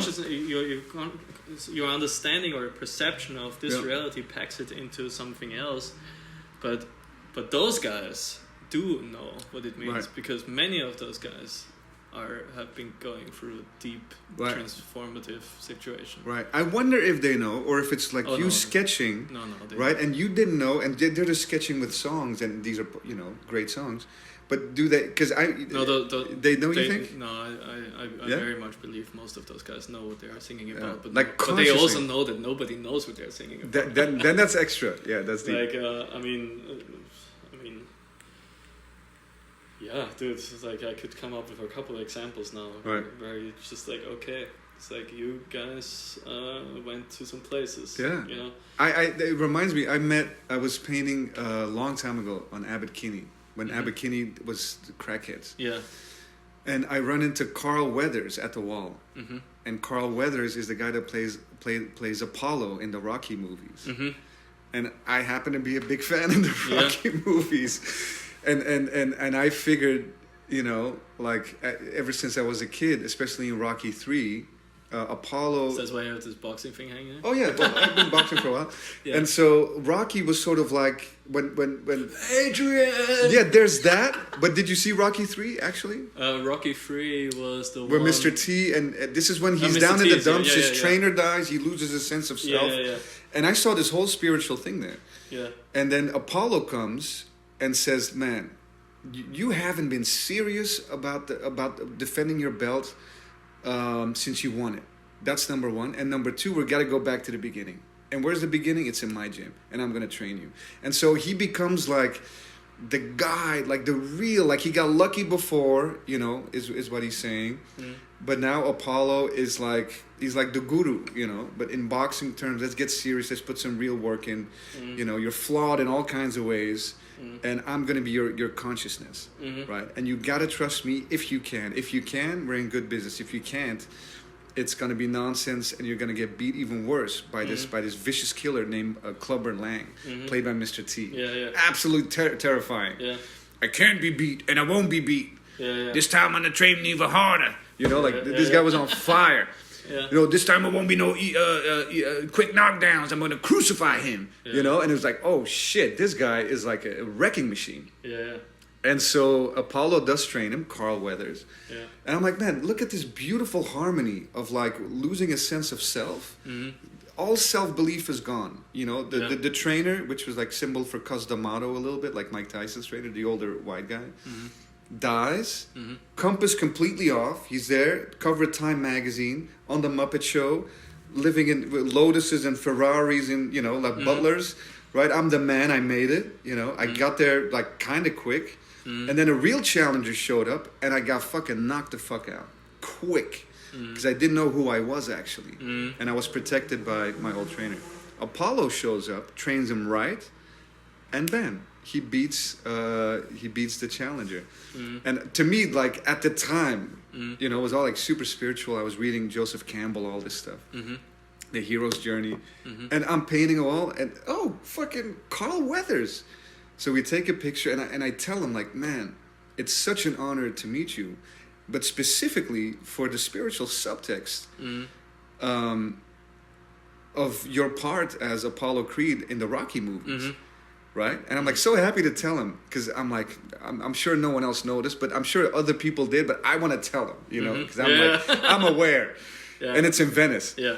And he looks at me and he goes, you got all that out of a Rocky movie? He didn't even get it. He didn't even know. And I was like, wait, you don't know? Yeah. But you were, man. And he's like, oh, I don't know about that, you know? Yeah. It's really interesting. Yeah, it's like... And sometimes I think that happens more than we think. It's like when someone makes a work or whatever it is, I mean, and they don't know what it means to other people. There's movies which are really obvious, you know, like the whole Star Wars thing, you know, and I'm very big on that for a long time, you know, and that is very obvious. And I mean, most of the people don't understand how much reality that has. Yeah, and that's also based on Joseph Campbell.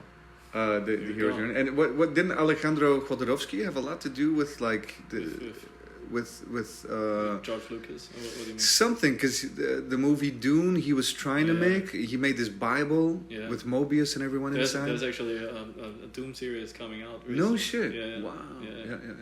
Yeah. Yeah. So all this, you know, like this is I mean, I've been watching this forever, and it just makes sense, you know. It's just now all the doors have opened, or there's definitely more doors to open always, but a lot of it has changed me, has changed my artwork, and I understand now. So there's a little flashback to I have when I was 19, when shit, like, you know, I was just about finishing school, but I was watching The Matrix, and I was watching all this, and I was like just so stuck in this school system bullshit, and I was fighting with school so hard. This is still in Vienna. In Austria, yes. Yeah. And I felt so stuck in something I which wasn't me. I knew that, but I also didn't know who I was. Right. And somehow, like one day, I had a so-called a seizure, actually, or an epileptic fit, and I'm not an epileptic. So again, the doctors were like just looking like for months and months, because once it happened, it was just like a blackout, you know. It's like I was gone, and I had a car. It always happened while driving. No so way. It happened multiple times while driving. Yeah. Super dangerous. Yeah, I had 5 cardiac stents. What? Yeah. Because of this? Yeah. Never even had a scratch. Poof. Like I fell down a cliff, like not necessarily. Because epileptic seizures. Yeah. Like you're hanging on a rock and then boom, you get it. Yeah, no, I was driving in a curve, and it's just like I blacked out in the curve, and then like just the car went straight, and it just like it fell down. Super crazy. And there was one tree, and the car hit that one tree and stopped the fall, because I would have fallen way further down. 1 meter over, a totally different story. Yeah, and I didn't even have a scratch. Then I got off the road once, hit a tree, fell over. They had to cut my car open to get me out. Yeah. I was totally blue, apparently. I don't know. Then they were like, he's not breathing. Back to the throat. Yeah. He was, right? Yeah, I didn't even realize that one. Yeah. But they were like, he's not breathing. Let's cut him open here. You know, they wanted to cut me open here. As soon as they said, the people who were with me and observed it, they said like they're gonna cut him open now, because he's gonna die. You know, like he doesn't breathe. And you're pointing at your windpipe right now. Yeah. So they wanted to cut me open here. As soon they put the knife down, I actually woke up. Yeah. Wow. Yeah. So I had no memory, but I know the situation, what happens. When it happens, it's like suddenly reality is like, it's like there's literally like black holes happening in my vision, and like they get bigger and bigger, and that's it. And I know now for a fact, because dreams, of course, are also getting more vivid and crazy. I'm definitely having a fun time dream traveling. And I had a similar situation just recently. In my dream, I was driving. Well, I actually thought I was driving for the desert, and I was like, wait, what am I doing here? And I'm not driving to the doctor. What am I doing here? And then it suddenly started to happen, same as back then, that those things are coming. And I kind of like hit the lights, and I just drove to the side of the road and just let it happen. And I was just like, just let it happen, and it opened, and it just disappeared, and then I actually woke up. Wow. So then during the waking process, coming back into this reality, I realized, shit, I was having an out-of-body experience in my dream, and I came back. So I already knew that I was glitching the Matrix back then. Yeah. So I was waking up from this reality. Yeah. And that has changed my whole life back then. I had no idea what was going on. I thought I'm like more like a dangerous person because I'm mentally sick, but right. And that jump can be made, like I've seen people make that decision and then live into that decision that there's something absolutely wrong with me, and therefore I'm now going to be a different person for the rest of my life. Well, the thing is, what happened to me, I got lucky, because during that phase when I was 19 and I had those epileptic fits, I was a little depressed, and I was like, what the fuck is wrong with me? Nobody can find out, nobody knows. It's so similar to a reoccurring pattern here. And I was like, fuck, yeah, I have no idea, right? And well, then I had very intense dreams. I was sweating and really crazy fast and brutal dreams. And that was when the white rabbit came, a half-rotten white rabbit came into my dreams.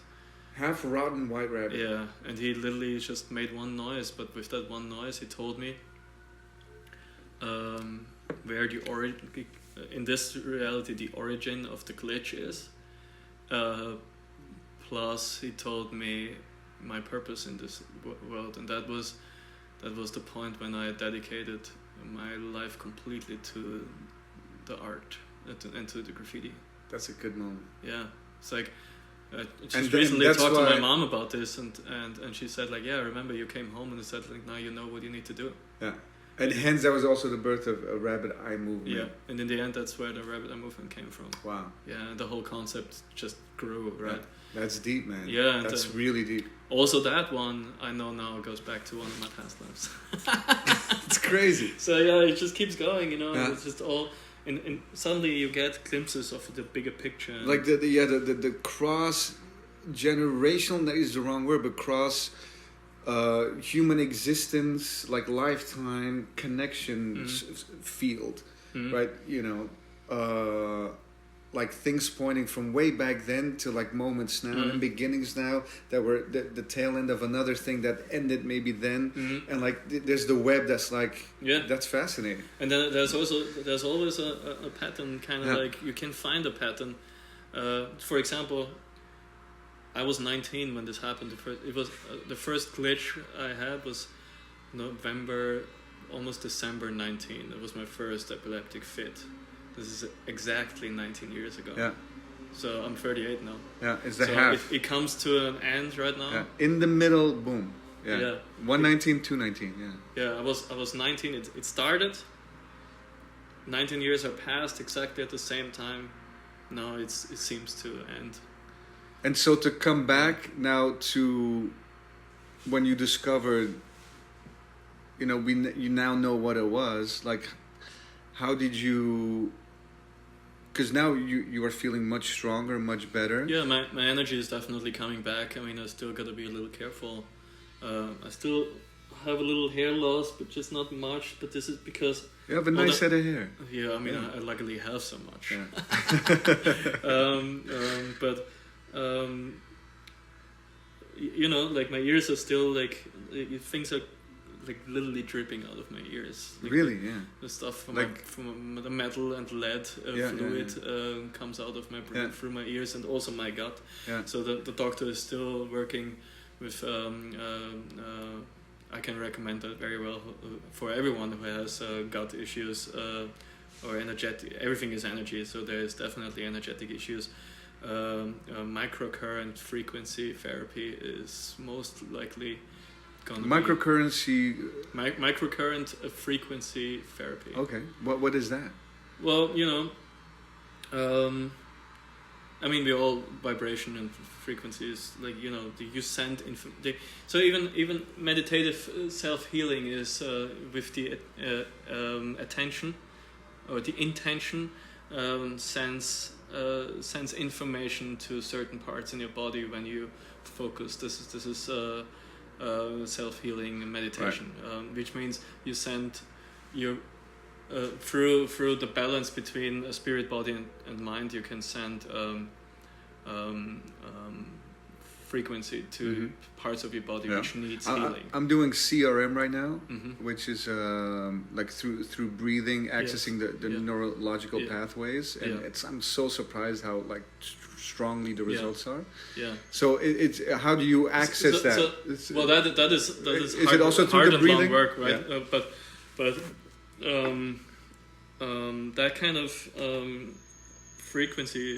So there's a frequency for every organ, right? And there's a frequency for condition, and the combination of the frequency, you send it in the body.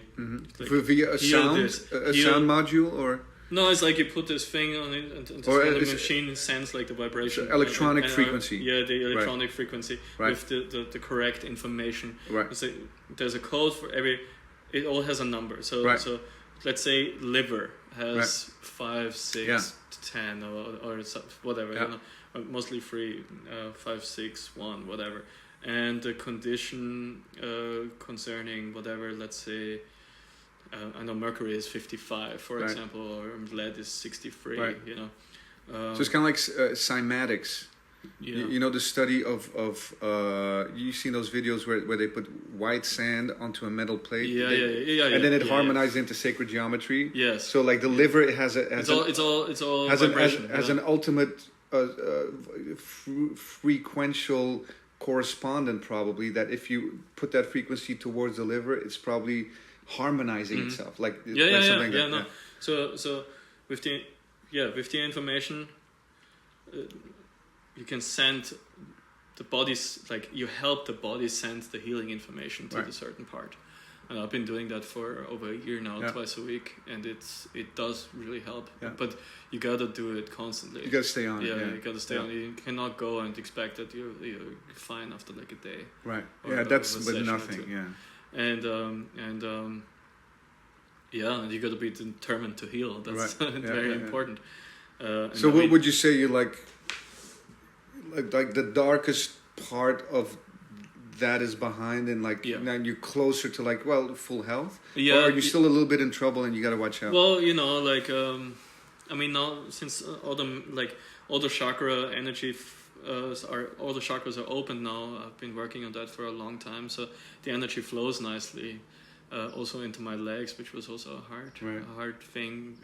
I was always wondering why I get such a gut and thick legs. It's just because the energy was blocked in a certain chakra, so I couldn't go into the legs. Or you were a beer-drinking soccer player from Austria. Yeah. See, and this is like, I have friends that can drink beer like motherfuckers. After 2, I'm so bloated that I can't do it. Oh, I'm the same way. Yeah, no, I can't. And it also had to do with that, you know. And now I can literally feel like, I feel fresh. Right. I feel the energy flows. When I focus during the meditation and observe if the energy flows, I can feel the energy flow. The tingles and all that stuff. Yeah, exactly. It just goes everywhere. I feel good. I have no pain in my back anymore, anywhere. It's my neck. I had also just a couple months before, or a year before it happened, I had a bicycle accident. And it dislocated my Fuck, man. There's so many accidents. Yeah, but it's all the funny thing is it's like it dislocated my atlas, and I know it's all past life karma. Yeah. It just reoccurs, and it shows up. As a teacher, maybe. It all happened. The atlas situation happened. The teeth that happened at the same time. A year later, I kind of collapsed, And it was because I still had the state of mind that I'm invincible, but right. I was already breaking down. down. So it's like a full check. Like, okay, motherfucker, it's literally like you're gonna get America, the signal sooner or later. You want to go to America and become like an artist who can do his thing and be successful for the rest of your life, right. and being healthy and being in tune with your body. Right. Then you got to break down right now. Right. I tell you, I feel like if that wouldn't have happened to me, I would have probably. Like been like I would have gotten like you would have been a douche. You know, yeah, hey, the king of the douche club over there. Yeah, you taking coke and like. It's funny because when I moved here in 1995, I went through absolute hell. Yeah. I got tested on a physical level, on an emotional level, and it's too long of a story to tell now, but I'll tell you later. Yeah. And it was like, you know, the entry price. Yes. For America. For America. Yeah. Was like, oh yeah, motherfucker. Yeah, exactly. Oh, you want to live there, huh? You want to live in the sunshine? Want to skateboard around? Oh yeah, you want to do that? Who the fuck do you think you are? And I was literally like I puked on airplanes because of what happened. Yeah. I was physically not sure if I was ever going to be able to walk again after 1 month of being here. All kinds of shit. Yeah. So I really relate to your story. Yeah. And it gives me goosebumps because, you know, everyone's always like, you know, America. Oh yeah, just America. But who wants to live there? But it'd be good to live there. But like, I don't have the balls to live there, or whatever it is, right? Yeah. And maybe it looks simple from the outside, but when you migrate and you leave behind your nest, your family, the kids you grew up with, everything, your streets, you know, inside out, you know, local bakers, like your favorite spots, the smell of the flowers and whatever, everything, to come here, there is a price to pay, I believe. Oh yeah. Oh, I see it as a teacher. It's like it's like you want to do that, then you got to go for this first, and it will be fine. And it will test you. Yeah. How badly do you want to be here? Yeah. How badly you want to be here? How badly you want to do this?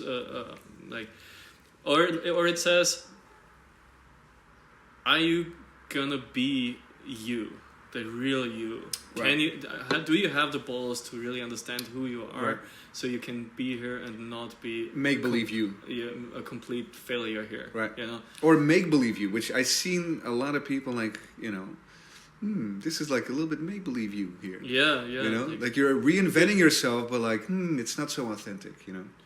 Yeah, but people get scared, you know. And as I said before, the show I had done in Switzerland. The translucent fear. I faced myself with all that fear already on that artistic level. I feel like it told me back then. It was like, now you've been facing yourself on an artistic level, like the fear of like destroying it. Like you overcame the fear of destroying your own work. Let's get into your life and see how much you can handle that. And I mean, you know. I mean, like it's been really tough. Yeah. It's been really tough, but it's also been, now I can say it's also been my best friend. Yeah. You know, like it's I feel like I have understood a lot, and the people I've been hanging out before, I don't really hang out with those people anymore. You mean when also here in LA, or other people are. Yeah. You know, people are like my friends seasons, from back home also. Some of them, you know. Yeah. And that's okay, but you know, friendships are friendships, and other people reveal themselves to be like just passersby in life. Yeah, no, it's like and that's okay it's too. A reflection of your own, you know, on your own part of you, which still needs healing most of the time, you know. And as soon as you let go of something, you forgive yourself, you all this stuff goes away from you. And you grow, those people will leave your life. Right, exactly. And right after Bufo, it's so many people left my life. Yeah. So many. And I couldn't hang out with some of my best friends afterwards. Right. Wow. And I mean, even many of my crew members, I can't. Yeah. You know, it's just it's not that I think they are bad people, not at all. Yeah. You know, It's not that you wish them bad. It's yeah, just, but it's just you made a left into a different part of the forest. Yeah. And and you understand that you need, like, on that part of if you want to literally heal physically and on every level, I just need to be careful with my energy. Right. You know, and who I give my energy to. Yeah. And that plays into everything, and especially with relationships, and that is a whole other topic. Yeah. No, like I you know, when I met you a few times before, it sort of in passing, or like hello or something, or a beer, or like you know. Yeah. And now I'm like happily, I knew it already, but I'm happily surprised. I mean, and I'm really surprised of your level of sensitivity, right? You're like deeply feeling, and you know, it's really refreshing, especially in our larger shared community, right? Because it's oftentimes just about style or just about cool shit or this and that, but like it's rare when people deeply feel into the age-old aspects of life. You know, these are timeless things you're talking about, and it's the self, it's your place in it, it's the ego, it's other worlds, and being curious about that. Like you have to have it in you to be that, and I relate. Well, you know, the ego is always going to play a role in it. I mean, there's a purpose why it's there, right. But yeah, not everyone is destined to go that deep. I feel like that really has to do with how many times you have reincarnated and died on some bullshit already. You know, like when it's finally ready, the universe decides that. You know, and I mean, I have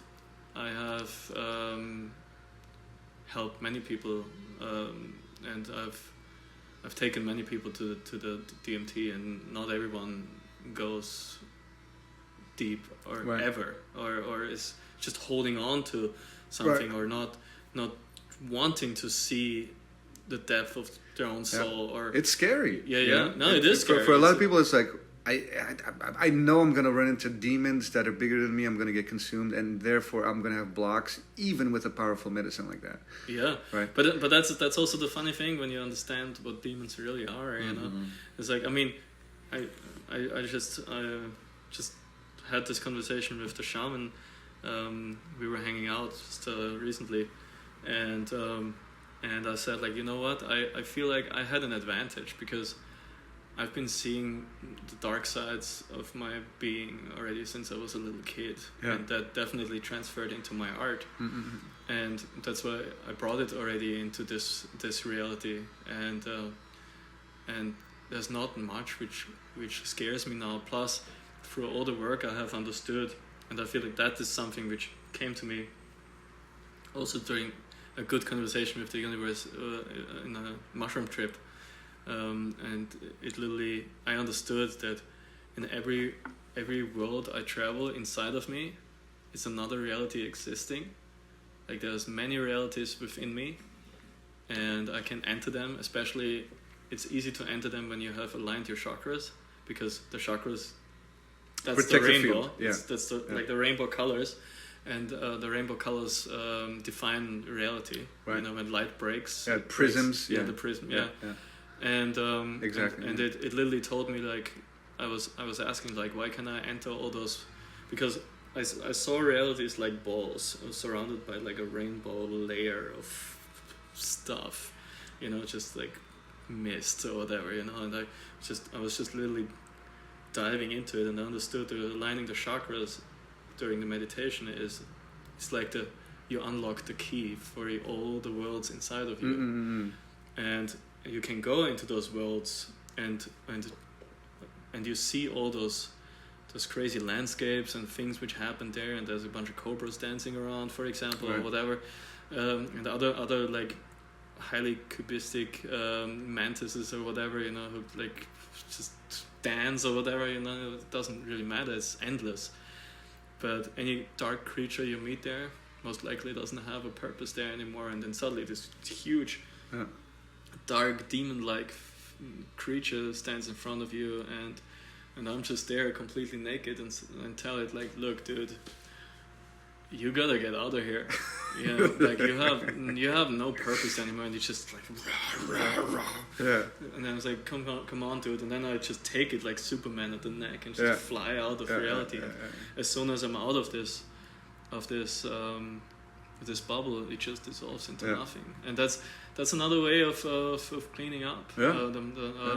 Magic mushrooms actually is very helpful if you have the right intention. It's all about the intention. It's very. I've had the best and the absolute worst trips on magic mushrooms, but like fighting for the right to have a mind and stuff. And so, like, is exactly right. The way you go in, the way you go in is everything. Yeah. Because otherwise, it's sort of like, it's like. When in Photoshop, when you select any part of a photograph and then pull that selection out, it's the pixels extended. It will just extend from there. It's so fucking annoying. I didn't mean that. But come on. Now I'm stuck here for 6 hours. Yeah, it's funny. Yeah. No, but like I remember during that trip, I kind of like just like jumped up and had to laugh so hard, and this person I was tripping with was like, "What's going on over there? What's up with you?" And I said like, "Well, I just realized that I can travel from one universe to the other and one reality to another without any problem. I can enter it and can clear out whatever is there, and nothing can do anything to me because everything has to do what I say, which means I am God." Right. Yeah. And then I was like, wait a second, isn't that what every spiritual teaching says? It is. And then I understood that anything dark showing up is, if I get scared, it's because I'm not ready to face it. Right. But as soon as you understand that you are God and it has to do what you say, and you not give into fear. Right. Or that it's placed there as something to provide contrast. On the yin and the yang spectrum, the sweet is never sweet without the sour.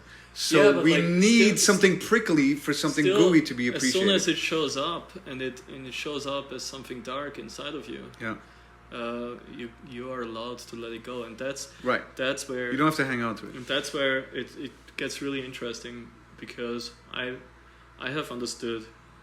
And that also makes sense why we reincarnate in this sort of reality, in this manifestation of material stuff. This is the only reality where we can heal. It's the only reality where we can clear out all the energies out of our system, and then it just goes.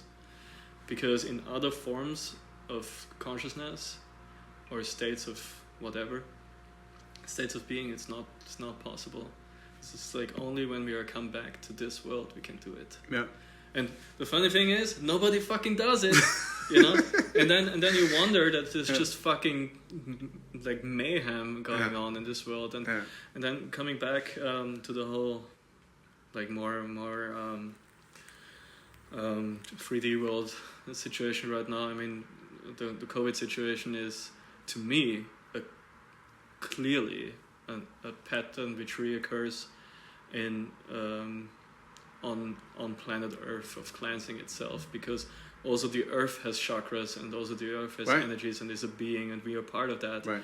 And when the Earth says like, look, I have this sickness here, I have this bunch of parasites, I gotta clear it out, and it doesn't care if we love or care about this person or not, and I have seen it many times now where, like, the places where COVID hits hard, it's because there is a previous condition already, right? So people who get really sick now with COVID already had a sickness. That's obvious.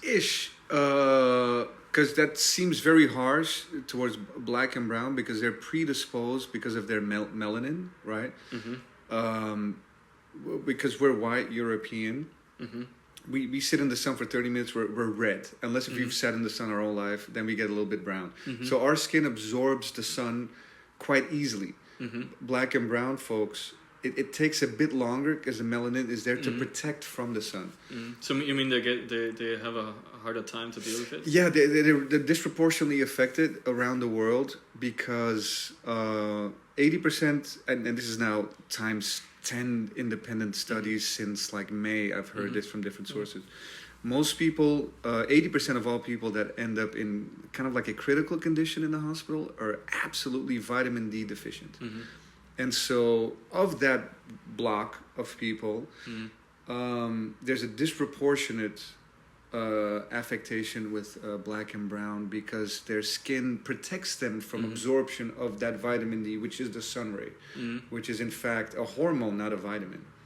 And so because most of us are like watching TV or staying inside and we don't get our hours worth of sun, because that's a little bit annoying for a lot of us now, because we're so luxurious in like life.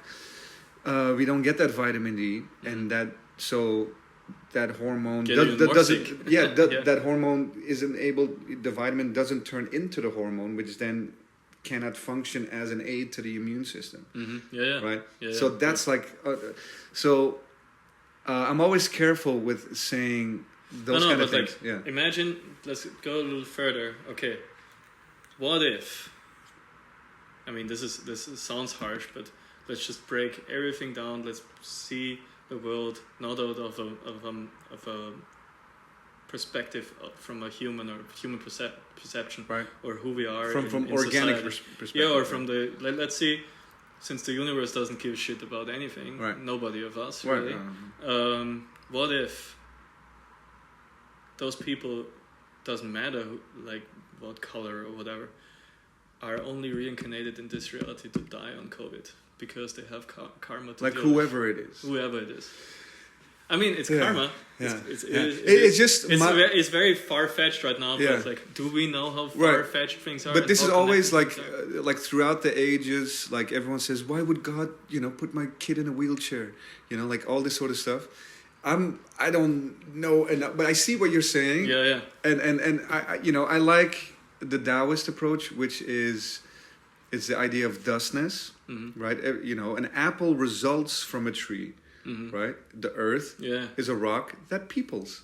Yeah. It produces people.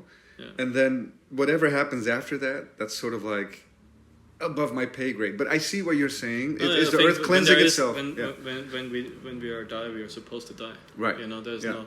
And when we are in a fucked up situation health-wise, and I know about that, there's a reason why. Right. And that... I mean, like, I know I've been around this planet way too long and too much, murdering like a motherfucker, so I had to repay that, and in this life I finally can let it go, and that's why I started to heal again, because also I don't think first of all, I don't think coincidence exists, right?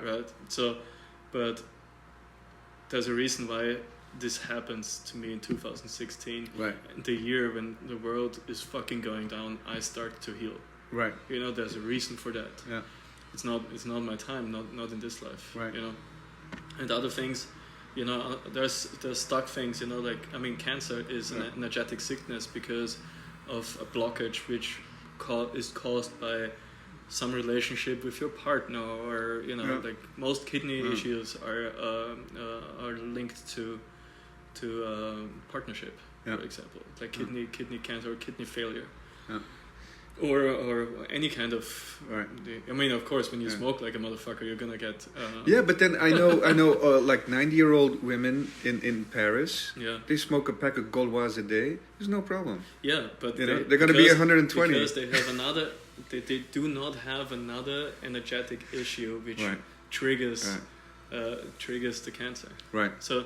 See, I'm not sure because, like, part of me is like, yeah, but then the other part is like, we gotta be really careful talking about that because we do. People who are losing people, and like, No, I know. It's a little bit like, man, that sounds very insensitive. Is there karma? No, but I know what you're saying. First of all, people are way too sensitive in general, and there's also like I had a conversation with someone and I understood the more dumb people get, the more the more sensitive they get too, because you know what I mean. Like it can be that way. Yeah. It's like too sensitive for everything out of service in order to be liked. Yeah, or something. Exactly. Yeah. For example, that definitely is it. It's a thing. And well, that's why I'm not scared to talk about anything, because I've lost fear in so many ways, of stuff, and it's just like my perspective, and nobody has to agree with me. I understood it on my level. Like it's more like, it's not knowledge, it's more a wisdom I have. It's kind of like it's an observation from a really connected place, when you're most connected, and you observed something and said, it's also like it's also like everyone try to worry less. This time on this planet, being sensitive is already worrying way too much. Plus being afraid of death. Is because here's the thing. Exactly. Like there's two kinds of people, kind of like, it's people that have done psychedelics and people that have not, or people who have considered death, and have really thought it through and had an experience that sort of showed them not the societal definition of death, and then others, right? And it's really hard for people that have seen the other side to report back to those who haven't. But right? You see what I mean? I don't even, because they don't know it personally, and you require them to believe you kind of when you speak the gospel about it. But they're like, I don't kind of feel the way you feel because I don't have that same experience. Yes, right. Exactly. And it's like, well, have that experience then. And it's like, well, I don't want to. It's like, okay, then, then we're kind of fucked. Yeah. But it breaks down to one thing, is in how much fear do you tap into. Always. It doesn't matter what the situation is, and we like it, people sensitive or not. And what are you afraid of actually? I can't care. Because I know for a fact that death is not the end. So why should I don't need to be sensitive about something which is actually super beautiful. Like that's my perspective. I know that for a fact. And your eyes light up when you talk about it. Yeah.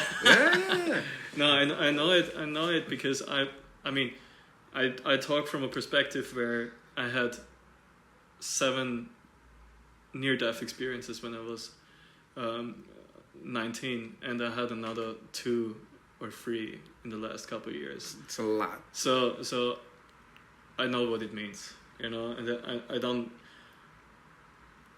Yeah, I don't want to like say, hey, I'm the dude that died a couple times, but it's not fun, but it also puts a lot of things in perspective.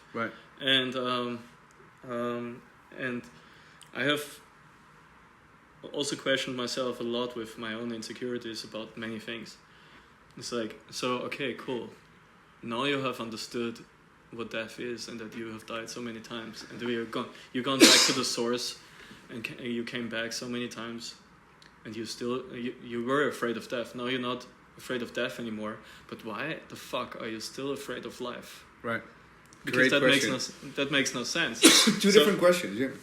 So the more I ask myself that, the more I want to transfer into that peace of everything, peace and mind and freedom of my own being, to be completely free and independent as also an artist mostly, and a person.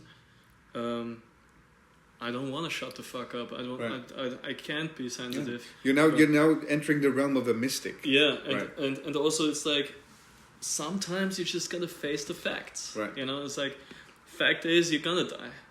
If you're gonna be afraid of life, you're not gonna live.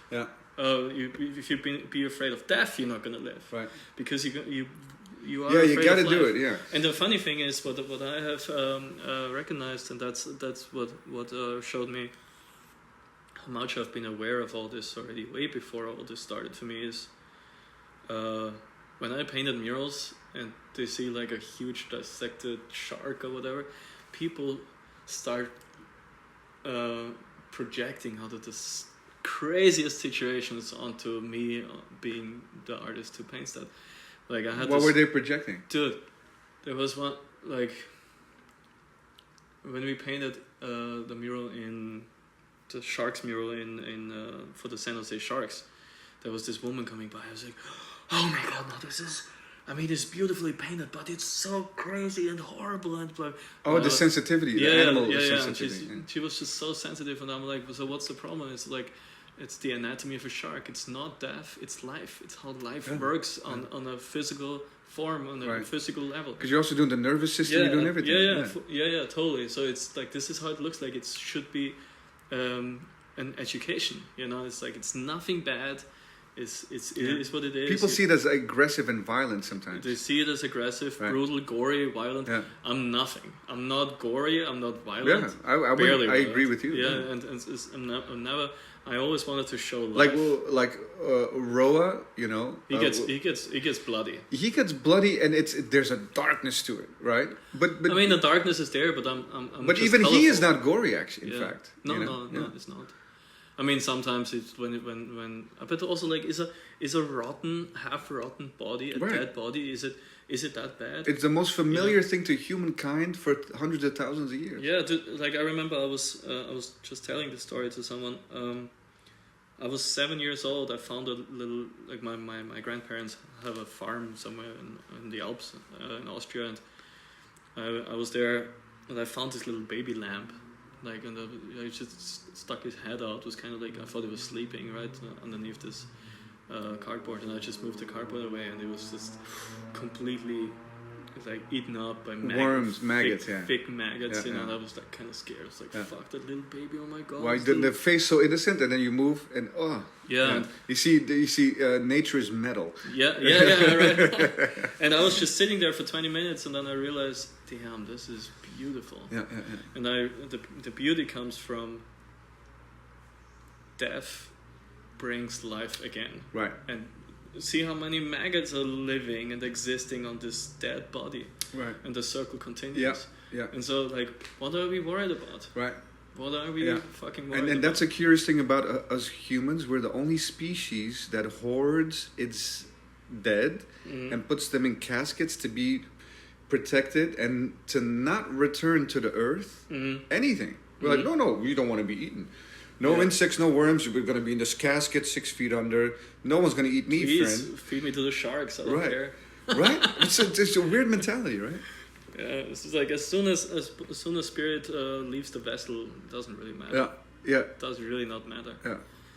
And, it's just a snake shedding its skin. Yeah. You know. Yeah. You're gonna come back anyway. Yeah. Yeah. That's I'm fully aware of that, and that's why this whole past life thing is just I've seen it. I've remembered loads of things. Yeah. Makes total sense. Like makes sense of the whole perception of my whole life. And how I understood things, and that's why all this is. Yeah, it's puzzling for you. Oh completely. Like there's no like as time progresses, like all the puzzle pieces are showing exactly up in the places where you knew there was something that needed a puzzle piece. Yeah, it's all like totally making sense. Yeah, totally. And like even like the breaking down and the section style early on, and then the translucence. Yeah. That was a metaphor for what you're doing with yourself. Oh, totally. Right? How interesting is that? I know for a fact that so the translucent work, the animals I painted during that time. Like, why am I attracted to certain animals? It's because it reflects the spirit animals within me. Right. The snake as the healer, the wolf as the companion into your deepest darks of the woods. Only if you are keen, without fear, to go deep inside of you, the wolf is gonna go with you. Yeah. I have a wolf showing up in my meditation since January. Yeah. Hangs out with me. You know, it's just there. The eagle, which represents pretty much the phoenix. You know, so the Scorpio and the eagle and the phoenix are the rising power from burns away all the old, and which is replenishing. You have to die continuation to be reborn. from exactly. And then I don't know what have I painted. I've painted like translucent eagles fighting with translucent snakes and whatever, and it's that one piece with even had like the Japanese war flag in the back, and it was called the screaming for vengeance. I mean, hello. This was straight the message. It's unbelievable. From my past lives, you know. It's the magic kicks in once you've done so much, and then you enter that new phase, and then with a little bit of hindsight, you're like, wait, what? I've been like signaling to myself from another part of myself all this time. It's just I was just flowing on a different flow, and now I'm confronting it. Now I'm growing from it, and then to boot, on top, you're also going deep into past lives and plucking and seeing and healing, and that even makes sense on the moment of now. Yeah, and it's crazy. And it's just proof everything what Alex Gray says. Like right. The artist is not just the self healer, is the wounded healer. Yeah. And he experienced that by himself. And his book Sacred Mirrors. When I got that in 1998, I'm like, insanity. No, but like I have never been even that connected to his work because back then the dissection was something completely different. Yeah. And then I got into as soon as I've done a Bufo, I saw it with completely different eyes, because I saw, okay, that fool totally understands how energy flows, Yeah. And that's what tells me you've been on the West Coast for a while. That fool. That fool. Hey, fool, where the bud at, fool? Yeah. Damn, fool, that's hella sick. Hey, that's cool and shit. Yeah. The end shit after everything? That's more SoCal, yeah. What kind of shit is that in shit? Yeah. No, but like I've been talking to him a lot about those kind of things. Yeah, or a bit. I'm sure I don't know him, but like he's a very interesting person. Yeah, totally, and he says, and that's totally accurate. The artist is out of wisdom of their own pain. The artist heals himself, and because he creates art, like what you do is you paint it, and it creates clean energy. Yeah. And that clean energy heals the observer, the other people. Yeah. Like, and especially in muralism, people get faced with it in daily life, and that's why they also start projecting. Like this woman was saying. She literally is like whatever is going on in our world right now, and the politics and Trump.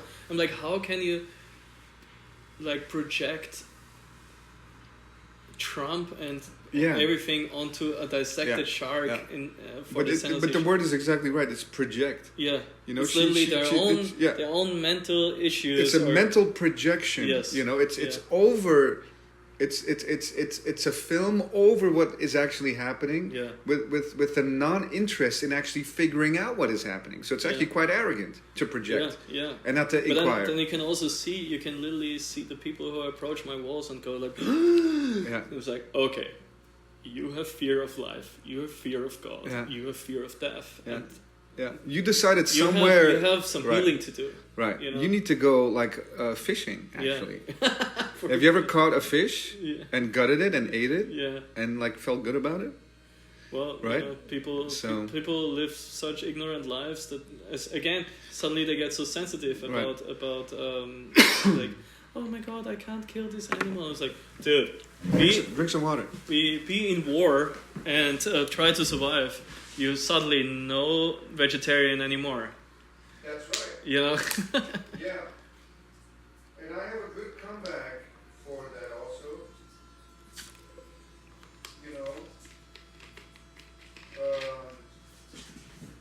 All the soybeans, everything that needs to grow, all the vegetables. You're so far away, I don't think anyone can hear you. Okay, then you keep talking. I don't know what to say, I was listening to you. Oh man, it's a good kiss. No, but again, I believe people are way too sensitive, and it's because they live in such a comfort, and clearly within that comfort, they never meet themselves. so they can never find out who they really are. I agree. Yeah. Yeah, but I wish everyone. But again, everyone is and they're blessed. It's karma right now. They're blessed in that. Yeah, but everyone is blessed. It will happen, you know. If I keep saying, I even said this to a couple of people once in like a little bit of an angry situation, which was stupid. But I said like, well, you know, some just have to. Maybe you just have to die a couple more times to understand. Yeah, you know, that's a very Buddhist statement. Yeah. So yeah, I mean, I get, I get. Very and then still like,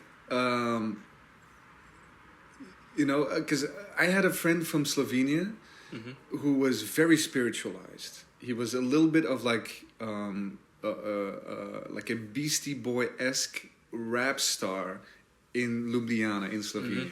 So he came to visit, stayed 2 months. Long story.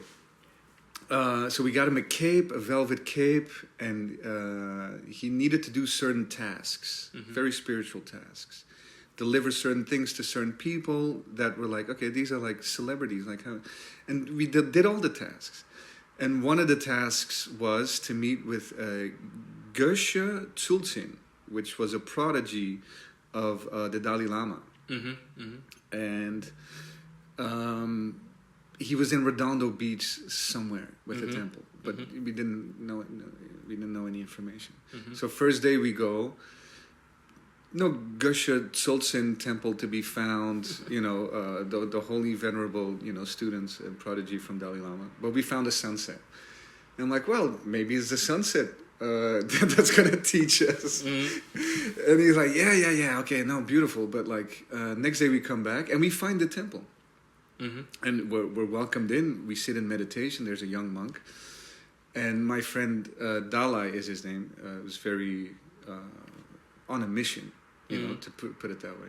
He's like, look, I've been dreaming this dream, and I've got to tell Geshe Tsultsin about the dream. It's direct. He's in it. I have to deliver my dream. And I traveled very far. This is his first time in America. So for him, the mission's even bigger, you know. And so we addressed the monk who led the meditation. And he's like, oh, no, too humble. Cannot see Geshe. No, I personally, I have not seen Geshe. I've been here 3 years, like this. So I'm like, okay, let me hook some shit up. So I find there's a blonde chick in the back who's kind of managing the business. And I'm like, look, this is my friend Dalai. He's there in a cape, velvet cape, you know, like some Russian dead eyes, you know, but Slovenian, so gentle. And there to deliver this question. And she's like, well, yeah, he's upstairs. He's, you know, drawing calligraphy. You know, like in sort of meditative state, but seems like it's urgent. So why don't I go up and see? And so she went up. 10 minutes later, she comes back down. And she's like, oh, this is very unusual. He actually said he's been waiting for you guys. I look at Dalai and I'm like, who the fuck are you, man? So we go in there. There's this stage with a super big golden pillow. And there he is, you know, like, imagine like Dalai Lama, but a different version without the glasses, you know, in robes and on calligraphy scrolls, like with the quill and like, you know, so, you know, some hymning and like this and that. And I'm like, wow. And as soon as I stepped into that room, you know, because I had a question ready just in case. And as soon as I stepped into that room, my sort of like, yeah, this is going to be some bullshit, man. And it's another fucking, you know, yeah, I got a temple going on in America, like, you know, some. But as soon as I stepped, I felt like the energy. And I was like, oh. So I was checked right away. You know, because I was like a little street guy. You know, I'm there with Tim boots and shit. Like, what's this guy going to tell me? But I had it ready in any case. And so Dalai tells his dream, got his answer, even though it made him laugh, from this big golden pillow. And then he directed his gaze at me. And I was going to ask him the question, but as soon as he looked at me, my question was answered. I know, yeah. Look, goosebumps again. Yeah, dude, I get it. You know? Yeah. And that seems like, oh, you're a young kid. You're like, no, that's not what that is. Yeah. You know, there's certain things that are happening. There's certain frequencies. There's certain beings. There's certain portals. There's certain opportunities to be open. There's certain corridors, right? That it's hard to describe with physics or other mathematical descriptions, but they keep showing up, and people keep having productive and positive and renewing experiences that cannot be categorized in the sciences. You call it magic. It is magic, right? On the DM, we talked about this. This is magic stuff. Yeah. You know, it does exist. It does exist. It's just different as we think what magic is. It's like, and this is interesting about like all the great scientists, even Einstein, when he reached the ceiling of his knowledge, right? Mm-hmm. And even Kepler was there. I think like a number of them. Right, like a great number of the great thinkers and scientists dating back to the Greeks, when they reached the ceiling of their knowledge, everything that was beyond that ceiling was attributed to God. Mm-hmm. Interesting little thing. Mm-hmm. And these are the greatest and the brightest we've ever known. Mm-hmm. Right, like men of science, you know, that invented the telescope and geometry. It reaches the point where there's more. And there's something beyond the ceiling. The understanding where it's like science is not the only. We're not there yet. Yeah, you know, it's not the only thing. Right. Yeah. And that's super fascinating to me. And I always leave a door open for that and leave space for that. And the more and more, there's a lot of people who are doing studies on science on one hand, but also like. The spiritual realm and how all those things tie in together. I guess it's hard, but like I mean, Dennis McKenna is doing a lot of stuff. Terence McKenna's brother. Yeah. He's doing a lot of that. That's stuff. Right. And it's necessary because we are living in an age where I can't personally explain to you how electricity works. I know I'm enjoying it, right? Yeah. But it requires me to believe that. Electricity will keep on being there from this moment out, even though I can't prove it myself, which is sort of like the scientists of today are sort of like the priests of 500 years ago. We have to believe in the scientists because they have the connection to what we don't understand, like electricity, the cell phone technology, like I don't know how this works. This is a hard piece of plastic, and I can video my father in Belgium right now and hear him as if he's sitting right next to me. Well, you know, it's I see. You see what I mean? So it requires our trust in them, just like the lay people had to trust in the priest back in the 1500s. But I feel like this intense evolution of science. In the last like let's say 500 years or whatever, it's another state. It's another way of evolution. Since there's a point where we stopped trusting our spiritual superpowers. And we kind of lost that, and we went into science, and we went into playing God on another more physical level, and creating AI, for example, which is again consciousness. It goes back to something else, right? You know, I feel like at some point AI is dangerous, but on the other hand, it's supposed to, whatever happens is supposed to happen, and there's some scary thoughts the merge between human consciousness and artificial intelligence, biomechanical things. Is I feel like that's just another step. But I'm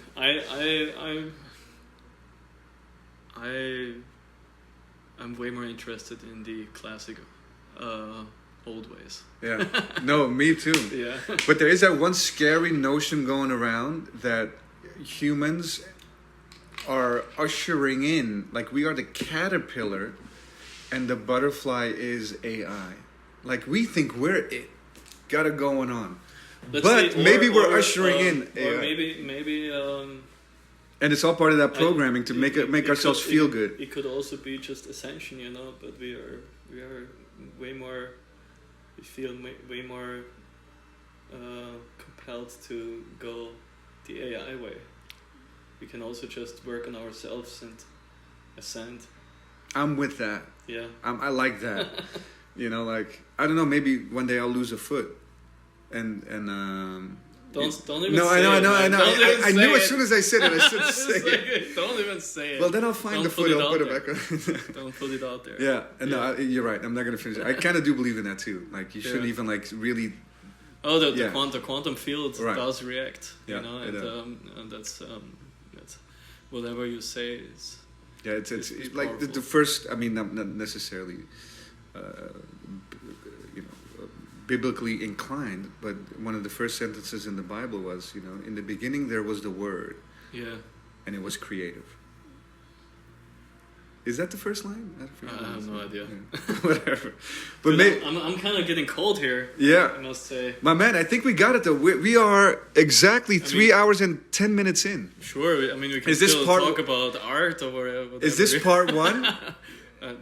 Whatever you want. I'm down. Yeah? Should we do this as part one? Yeah. I mean, the only thing I would like to say is like, I'm very, very keen on seeing what's gonna happen. Especially the artist. I mean, everything affects everything, right? Yeah. So you heal stuff. I have understood that whatever I paint now, and I feel like this is also something that everyone needs to hear. You can heal yourself with what you paint, with the awareness and of an understanding that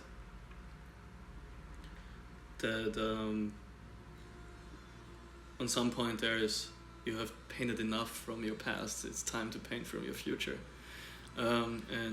because I also know the more if you keep forcing yourself to paint from your trauma, you're gonna keep getting sick. Yeah.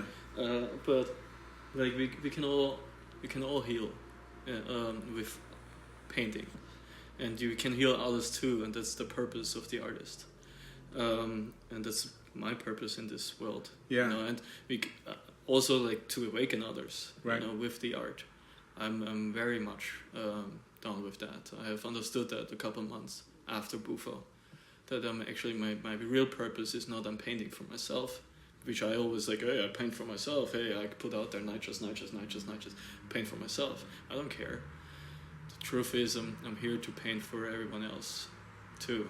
And with that, I have cleared out the anger, I've cleared out the guilt, I cleared out most of the pain from wherever that came in my past lives, and I can tell immediately the art is completely changing, and you cannot feel any pain in there anymore, or any aggression, or any war.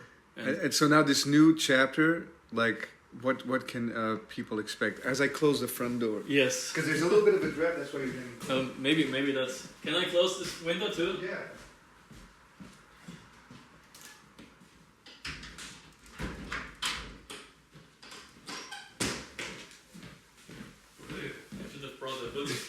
You want my jacket? Oh no, I'm cool. We're not gonna take too long anymore. Yeah.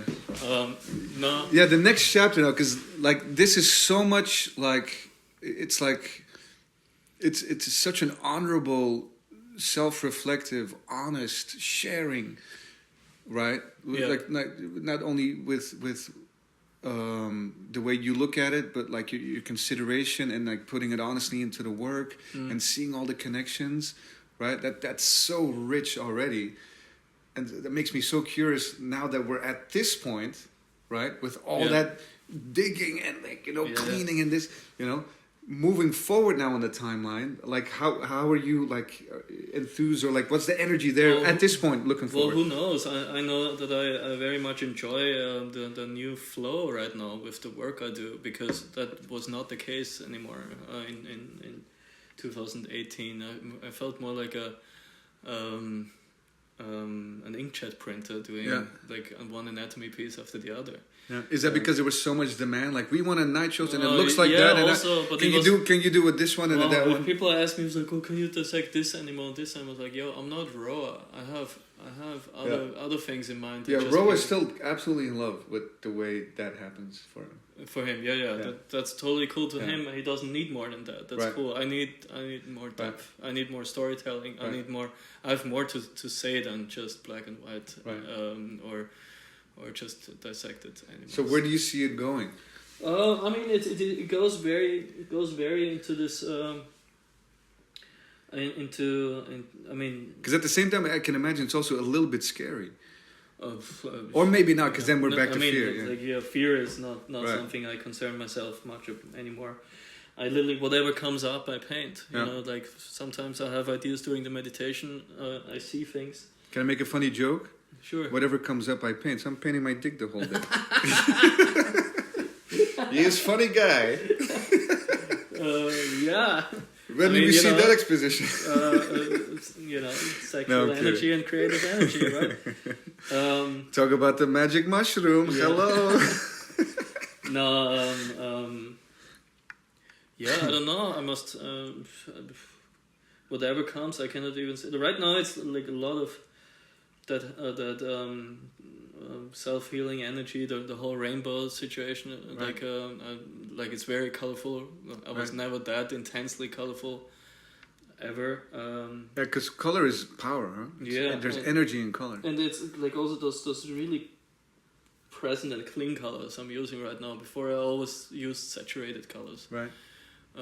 Not always, but like not all of them in the whole range, you know. Right.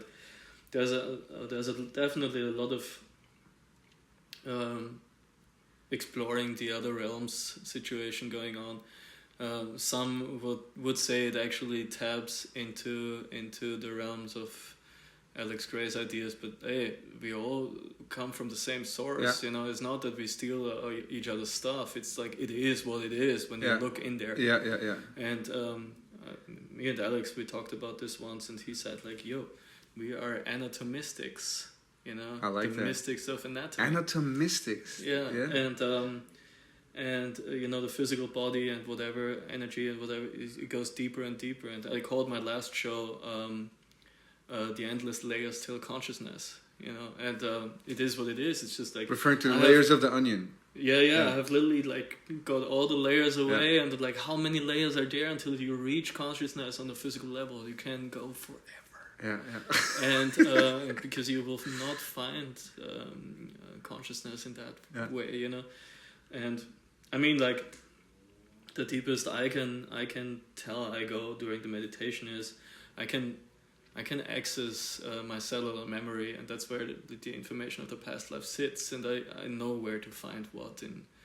Like you first enter the chakra, and then you in the chakra area of, for example, the sacral chakra, which is orange.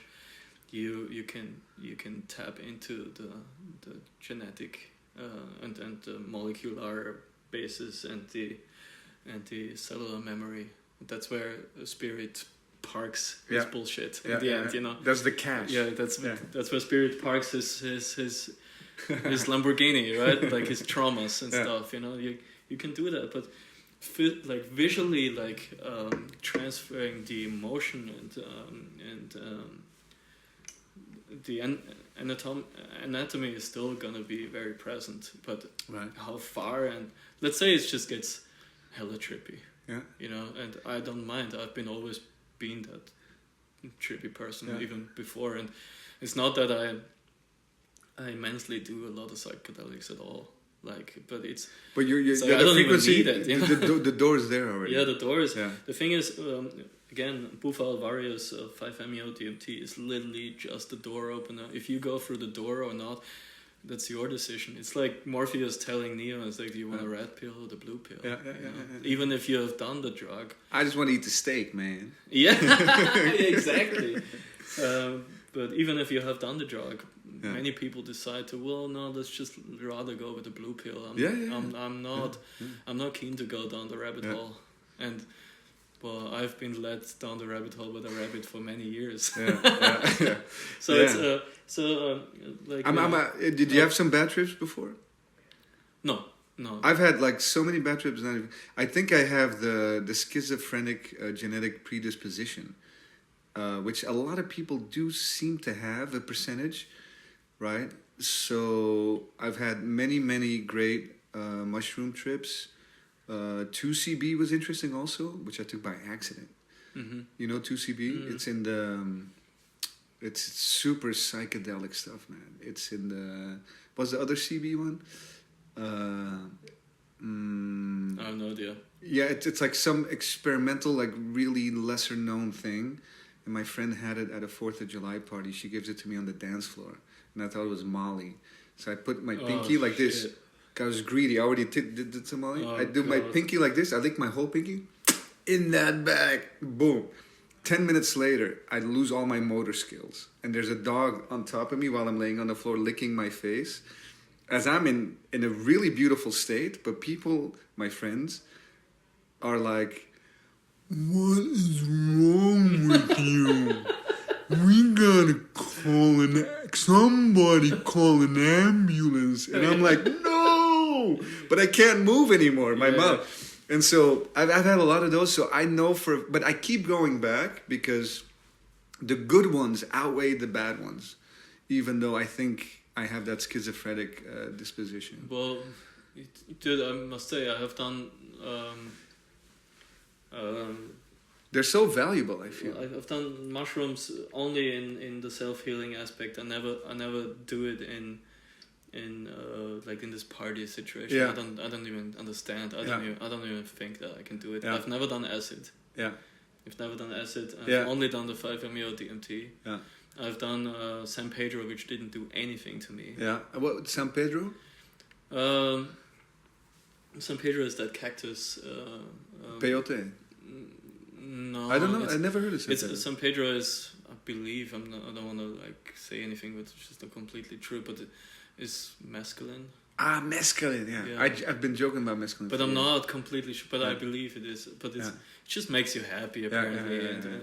I felt. Nice. I've done it like the first time I did mushrooms was in Burning Man a long time ago, like in 2005. Mm-hmm. Property, best night of my life. Like it opened me up like forever. Like on every level. Yeah, no, the whole party situation is like I sit down with mushrooms and I meditate. And that's fantastic. How much do you take? You take a couple of caps, couple of stems? About. Or you go like the full like. Between 3 and 5 grams. 3 and 5 grams. That's like an eighth. Well, mostly it's like a. I eat it with the chocolate thing. Like that's fun. Like, yeah. See, I've always liked to do it with other people around. But the DMT stuff, obviously you can't. I mean, you just have to go inside, and that was fun. Yeah. I mean, fun is the wrong word. It's opening. Oh, it's the right word. It's like. As again, when you have the right intention, and you want to like just let go of something which you know it's there and it blocks you of being free or healthy or whatever, then it will happen. Right. Yeah, and that's what I've been doing, and with that I'm fine. I don't think I need to do DMT again. I feel like another experience would also fuck up my last experience. Yeah. From the sacredness it has. Yeah. Because every experience is different because spirit has other things to say. Right. If ever ayahuasca is going to come into my life on a point when I will need it, I know. Then it will show up. It will show up, and I will also know that I need to do this right now. Right now, I'm very good, and it's also like I'm already so open. Yeah. Everything is so open right now. You are like so relaxed. You are so open. I have it's moments. True. I feel it from you. I feel it from you. And I feel my forehead literally buzzing because my third eye is doing its work. Yeah. And it's like it's also like when you only travel, you're gonna pick up some shit from outside. So you attract some toxicity on a spiritual level. It's like driving with a car in the desert, there's flies on the windshield, like that. This is bad country. Bad country. Yeah, but there's no footing in the smug. So grounding and coming back to this reality, and I mean now we've been talking about psychedelics and past lives and crazy happenings energetically. The most important part is still to understand that this reality here, this moment right now, is the only thing that really counts. Yeah. And you understand, because some people they wanna, like, when they, when all the energy flows through their spine and it just shoots up and they experience the beauty of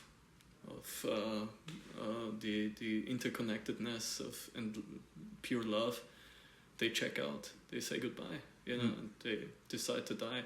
The important thing is stay grounded, stay in this reality, and understand whatever happened to me in my past lives is something I had to figure out in this life, and I was allowed to. I didn't have to, but I was allowed to, which is another thing. Like our language is messing with us so much. You have to understand we must not do anything. Right. We don't have to do anything. Right. But if things come up, we are allowed to do things. Right. And I was allowed to deal with this. I was getting sick, and I was allowed to clear all this stuff out. And now I'm in this great place with myself. That's fantastic. And with that, I can soon be physically also completely back to normal and better. And better. Yeah. V2. Yes. As they say. And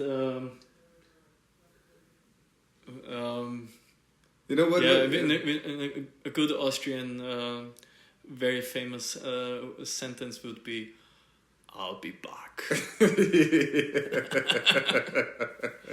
Yeah. Like that is. That is. I'll be back. No, but you are here now, and but I shall return. No, yeah. I already did. Yeah. So. No, you're a fascinating human to me right now, and I know a lot of fascinating humans, because all that which we just went over is a lot.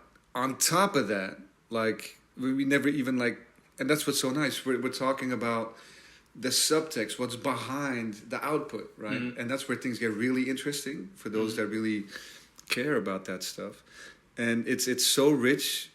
It makes me so curious at what you're going to do next. Because whatever you do, it's going to be excellent. I mean, and there's not it's much it's to like say. I'm like a kid. Like, what's going to happen next? Yeah, that's how I feel. I just let it flow. The new work is there's a bunch of really exciting stuff happening in the studio right now.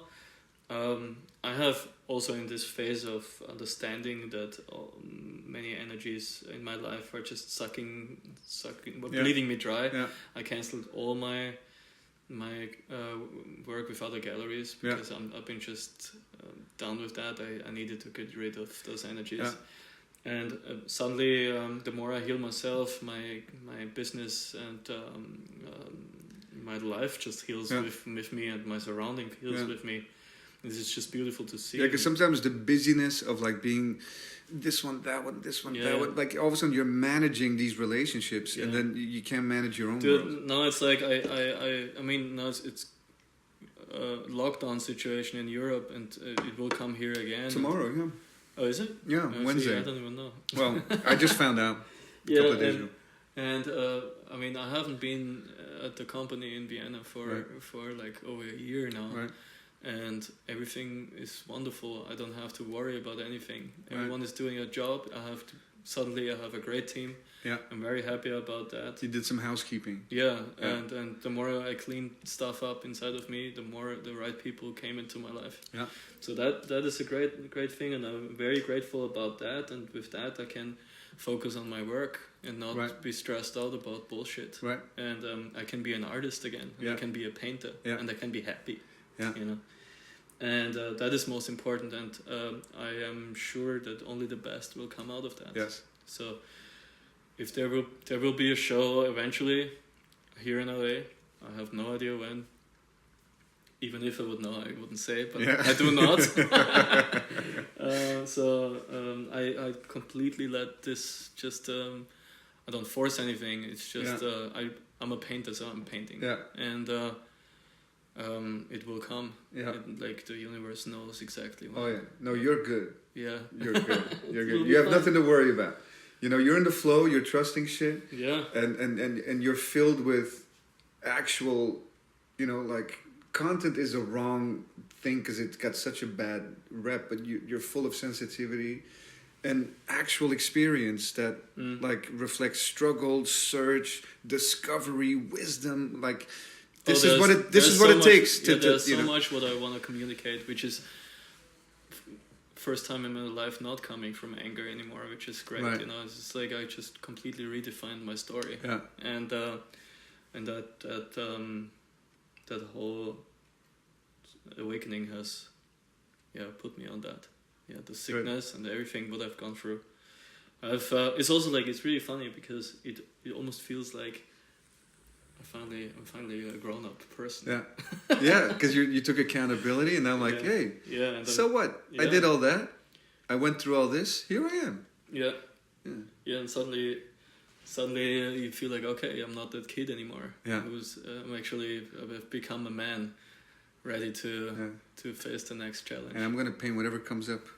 Let's see what comes in next. You know. Well, I wish you well, man. I really thank you for being here, and you know, I really truly appreciate like. Your openness and the sharing of this is very meaningful to a lot of people because everyone's going through their stuff and it's really scary to look at yourself. And all of us that are inclined to be creative, you know, we're already sensitive, you know, whatever it is that you're making. And, you know, how do we get to that point of authenticity and maintain that and to look certain things in the eye and you know, then, you know, to bring it back to Alex Gray, there in Sacred Mirrors, there was one painting he did of the artist painting a painting, and like all the chakras were flowing into the painting, which the told energy me he puts into it, manifesting into this reality. Exactly, which told me in 1998 that wow, I'm not someone that paints some stuff. No, I'm an energy distributor. Yeah. You know, whatever I focus on, and that's what that is. We're energy. We are downloading information and transporting it into this reality. Like imagine, like a painting that you work on for 10 days. Like you are focused on that painting. A wall that you spend like 5 days on. Like you are streaming, just like the Alex Gray painting, into that wall, into that location, or in the studio, into that painting. That's not a brick wall anymore. That's not a canvas over stretcher bars anymore. That is now an animated object that if one is open to sense it, and when we go to the great museums and we see the great works, Caravaggio, you name it, you still feel that energy. Oh yeah, dude. When you walk around a place and suddenly the mural has completely changed and the mural is so charged with great energy, the whole space completely. Even the open space, the urban space, just completely changes. Totally different thing. And I think once you create with that energy, like I am distributing, whether or not they're picking up on the symbols or whatever, if I'm just like really flowing from my best part of myself, with my whole being aligned, and I'm putting my love into this for the next 32 hours, right? It's gonna glow, you know. And so Alex, like without even meeting him in that picture, like put me up on that back then, and many conversations back then about that.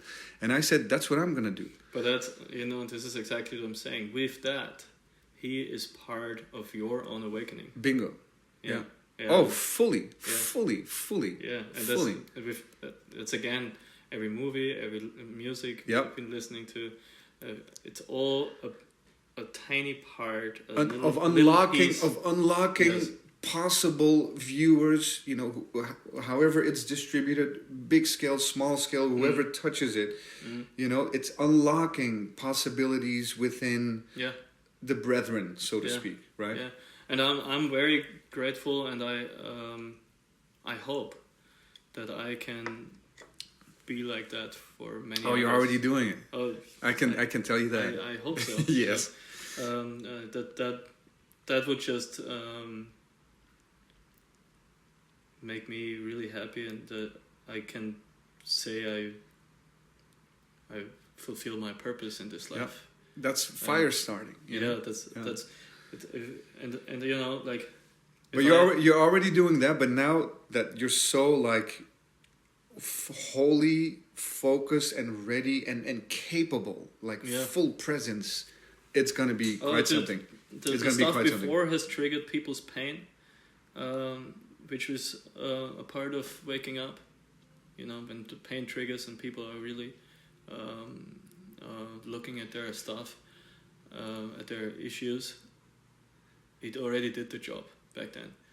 What's coming now is hopefully, how should I say, it's gonna lead them to understand themselves and how to heal themselves, right? Or how understand is maybe the wrong word, but right. You know what I mean. Yeah. It's more. It's not about destruction at all. Are you a fan of like alternative Egyptology? You mean where let's say the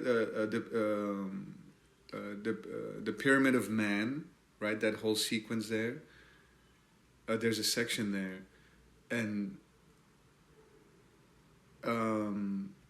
it's sort of like a code to be passed on. Like the structure is the wisdom, but you need to decode it in order to... Oh, you mean like the Vitruvian Man? Not Vitruvian Man, but it's... I guess it's... The code of the pyramids sit within the Vitruvian Man, for sure. Yes, yeah. Yes. Yeah, like the geometrics. Yes. There's no Pyramid of Man. I forget right now. But there's a structure, and it's next to the Pyramid of Giza, next to the Sphinx, which they know from erosion, right, has been there at least 10,000 years longer than we expected. But right next to the base of the Sphinx was already longer. It's already right. So it's a carryover from another civilization, right? But next to that, there's something of man, and the structure is shaped in a rough shape of a man. And it's got like a sperm cell as a hieroglyphic there. And like all kinds of... the whole thing is a structure that is a code that... It's the only way they could pass on their knowledge to future generations is to like literally build it out of the material that will survive the Great Flood. Right? Which is what they did. Yeah. And so... why am I bringing that up? I have no idea.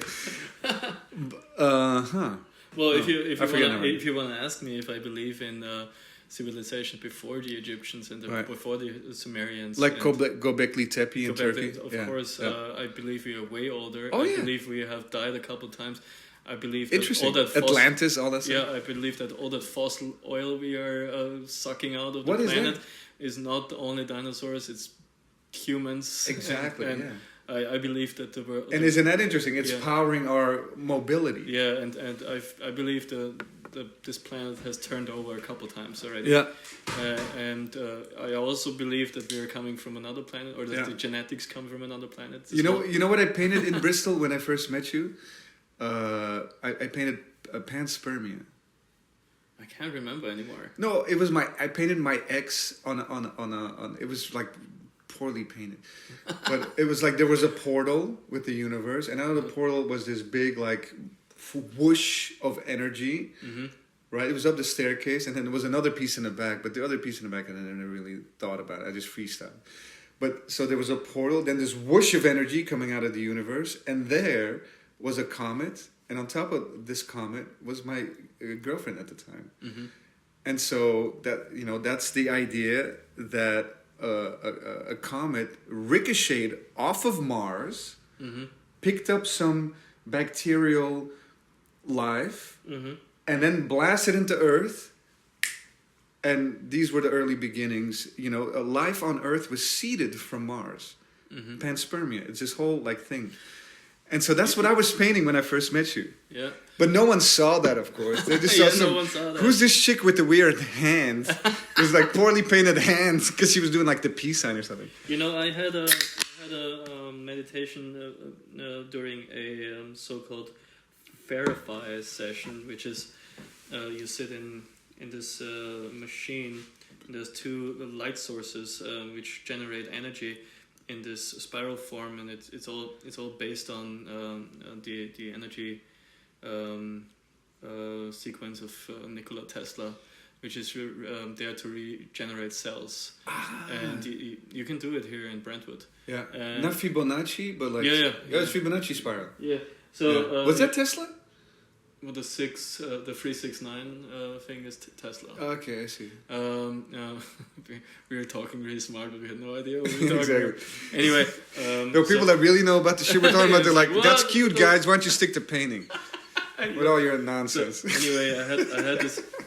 Dude, you know, I don't need to know everything, like how everything is called. I experience it, and that's fine. You know, so and I went into this world where. Doing the meditation, and I clearly saw I was suddenly replaced into someone else's conscious body, in his body, from consciousness just flipped in someone else's body in some sort of space vehicle, pretty small, maybe a suit or something, flying along the biggest fucking space aircraft ever, sucking out that thing was sucking out the deep core energy of a tiny planet to generate energy for as an energy as a source, as a source. And it's just there was this tube and literally just sucking out the core energy, like that was literally flying next to it. And then I got the info that the human species in some prime race or like base race is because I believe that we are mixed with the primates of the planet, but I believe that the human DNA, the core of the DNA of the human DNA, did not result from biological evolution on this planet. There was some I alien intervention. No, I believe we're getting deep now. Yeah, we need cigars. Yeah, we're getting hella deep, and it's not necessarily relevant for the podcast, but it's interesting. I saw that it comes from a very very egoic place as well, but some human race goes from galaxy. Shut the hell up. Goes from galaxy to colonize all galaxies in this Milky Way and others to be the one race which rules everything. Man, there's a book. I was so afraid to finish it. I gave it away. It's called The Gods of Eden. I read it. I was big. Anunnaki. You know this book? No, oh my! Of course you would know it. No one else. I've mentioned this book 10 times in my life. No one knows. You know this book. It was so scary. I don't know the book, but I know. I couldn't read it. Yeah. No, I was reading it, and I'm like, this is so dark. It makes you question, like, every single thing you hold to be kind of true, right? That we're just property, and they don't care. They don't care to sophisticate us, our masters, because just like in the book drew the analogy between why don't we sophisticate our pigs, right? Yeah. Because they're as intelligent as dogs, the book said. And so the analogy is that we are property of some alien species, and we are producing something that is of interest to them. And well, we were the slaves, and but one of them gave knowledge to us, right? And, in order to see like what's happening over there. Yeah. You know, there's something. Let's see like how the little monkeys, deal with something like an alphabet. Will they figure something out? Yeah. And here's a little wisdom on the wheel. Or you want irrigation? Here, took them they can't figure out how to not be non-sedentary. Yeah. Put some agricultural data in it. Let's see if they figure anything out. And then 12,000 years later, we're here, and we think we're so smart. And we don't know shit, man. You know what I mean? And so that book, I read it when I was way too young. So I got chills. It was like horror. It was horror to me. I mean, if we go all the way out, I believe aliens hanging out constantly. Okay, that's it. I believe they never. I believe they never left. Yeah, they always been there. So you believe in reptilians and all that? Oh shit? Yeah, the reptilians. Are you a flat earther? Huh? Fuck no. But that would be completely the opposite. No, that would be like in the neighborhood. Yeah. No, but the reptilian, the Anunnaki and the reptilian humanoids. Indigo children, you do believe in? Huh? Indigo children. Gold children. Indigo children. Oh, indigo children. So predisposed. Again, everything we can imagine exists somewhere. This is true. This is true. Yeah. No, I like it. And then the last question was, what is reality anyway? And that just kills our whole conversation. Yeah. Well, I looked into that. Yeah. What reality is, and apparently there's 5 models that us humans have come up with. We, being from Europe or the West, are absolutely influenced by the notion of God being a father figure, like you said earlier, that creates, that blew the breath of life into stardust.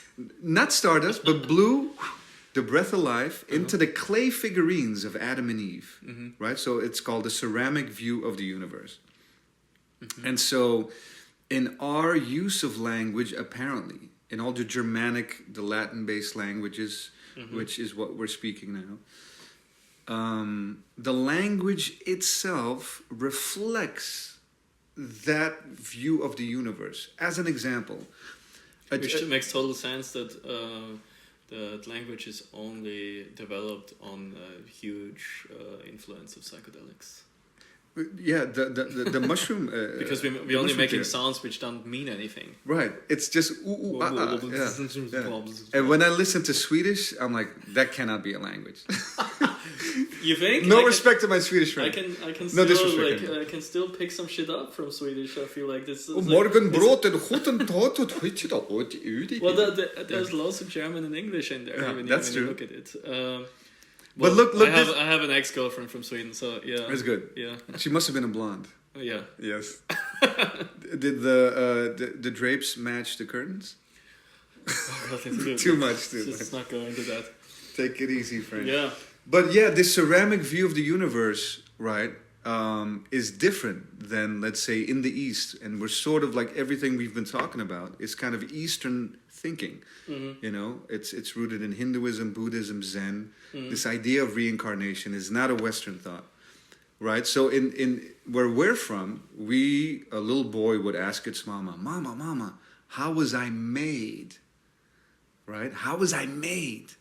I've asked it. You've probably asked it. And because that ceramic view of the universe, God as the creator, as the architect, as the commander in chief in the East, right?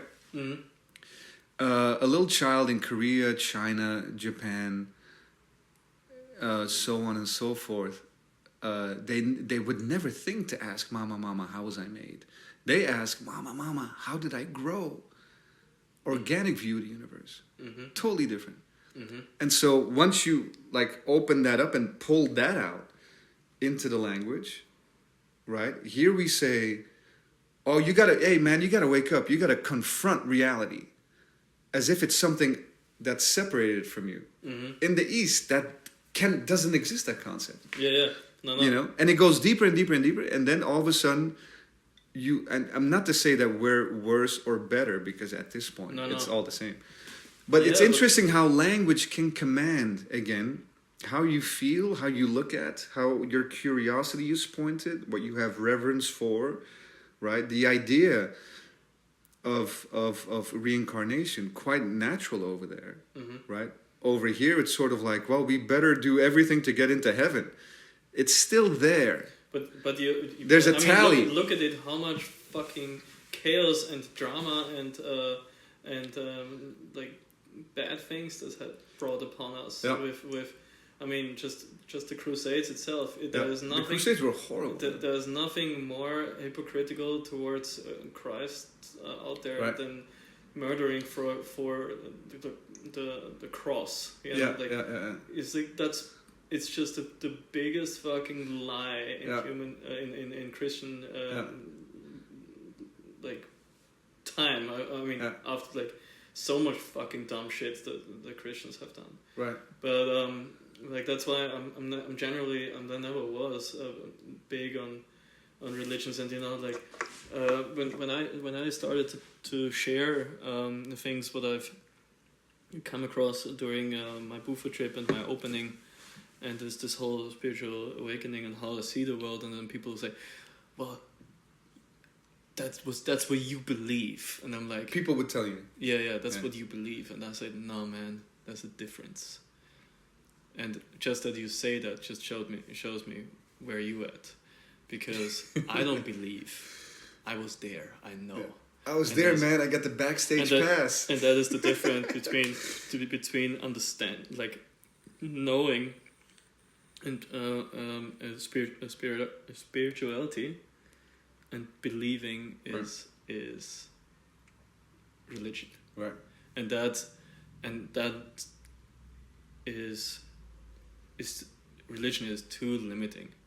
If I need to believe in some dude who sits in the in the clouds somewhere, and then like the devil with his horns is down there, dude, I believe it all exists, but it's all just within us, you know. Right. And that's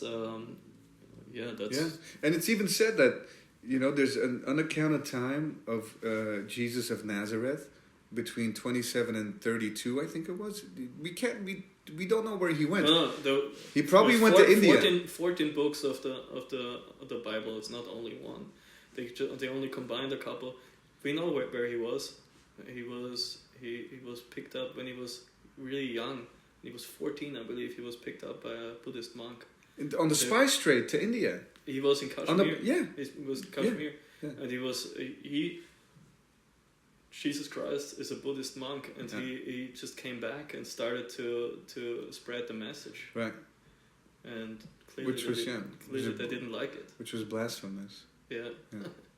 It's I love it all. Like it's like you start seeing the puzzle pieces, and you put it together, and it suddenly makes sense. And I mean, okay, there's Ra, there's Amun, there's you know, Mithra. I mean, it's also interesting that Jesus' story is like there's like 16 other like lesser known religions that have the same exact ingredients. And there's Isis and Osiris and whatever, and it's like it doesn't even matter. Buddhism, any kind of stuff, it just all ends up in the same kind of story, right. And that just makes it completely senseless in many ways, you know, and anything like to even talk about religion makes no sense in so many ways. And that's and I also like, and the more I meditate and the more I see the bigger picture, I realize the only thing so there are no questions to be asked, because in the end the final answer is it does not matter. Yeah. Because it really doesn't matter. Yeah. Cool, and I feel like that's a good ender. That's a good end. That's a good ender. That's a Prost en dan een spritzenparade right on my face. Spritzenparade. That's a good one, huh? I forget who told me that one. It must have been some German. Oh, for sure. No, VDR, ADR. Like we had that channel in Belgium growing up. Oh yeah. Very naughty. Very naughty. Thank you, Germany, for that. In any case, my man, undoubtedly people know where to find you online, but just tell everyone where they can find you. So for everyone to finally understand, hopefully, which seems to be really hard, there's Rabbit Eye Movement for the United States. There's an own web shop for the US, and there's another web shop for Europeans. But what nobody ever seems to understand is that you can order from both web shops. Doesn't matter where you are. Worldwide. Yeah. It doesn't matter where you are. You can order worldwide. Is there a Bangladeshi chapter also? No. It will be. It will be. No, we'll see. Like, I have no idea where it leads us, and I leave that completely open. I go with the flow, but yeah. So it's always a bit confusing. People end up on the website and they say like, "Well, I don't find it." Well, it's because it's on the other website. Because you do different releases in Europe and US, right? Yes. So whatever comes out, we have different releases. We have also different products sometimes. So sometimes things are available in the US shop much earlier than in the European, and that's and some things will never be available in the American web shop, but only in the European web shop, and that's the plan. But like people seem to be very confused about that, which is interesting. So check out rabbiteyemovement.at. You find the web shop links on the main page. If you are interested in anything stupid but fun I produce, but Instagram Rabbit Eye Movement Official is always very informative, and clearly the Nychos Instagram. I mean, it's like Instagram is the only thing people need at the moment. It's kind of like everything else is. What's your photo log? Or your Flickr? Does that even still exist? Remember Fotolog? Yeah, dude, I just went on Flickr. Hilarious. Flickr. I was all about Flickr. I went on Flickr and I was doing well on Flickr too. I found a lot of old stuff. I have. That's nice. Yeah, because it was high res. You could upload. I must say, I've lost all my old stuff. Yeah, I let go. It happens to everyone. My old hard drives were, they died, and I lost most of. I lost. Maybe it's for good. I lost 90% of my illegal graffiti. Wow. Well, if you lost it, then they can't find it. Yeah, exactly. Exactly. I just randomly find some shit on the internet. And it's like, I've done that. Forgot. 20 years ago. Time machine. Anyway, no MySpace, no Friendster. MySpace. I feel like my MySpace still does exist. It exists, but like you put in your old password, it doesn't work anymore. I did it like a few years ago. Yeah, I didn't know. I forgot my Flickr password too. Yeah. I forgot it all. That's totally fine. You gotta let go of things. You know? Exactly. Get with the new, forget the old, cleanse. Let go. Just moving on. Don't hold on to the old. Just step into the new. That's right. That's also something I wanted to say. Because the world is always gonna develop and change. That's it. So holding on to the old stuff, like those old school New York graffiti writers, that doesn't make any sense. But much respect to everyone. Much respect. Yes. Never. Not hating on anyone. Yeah. What else do I want to say? Go out and paint graffiti. That's the only thing you really can do during COVID. Right. And it's easier than ever. Yeah, and it makes happy. Right. I have a lot of fun right now. Any last words? Well, the last words I always say is like, face your fears. Don't be afraid of looking into your own darkness and follow the white rabbit. Bam. Bam. And on that note, my man, Mr. Pleasure, Nychos, man, fantastic. Thanks for coming through. And that's it, folks. We'll see you on the next one.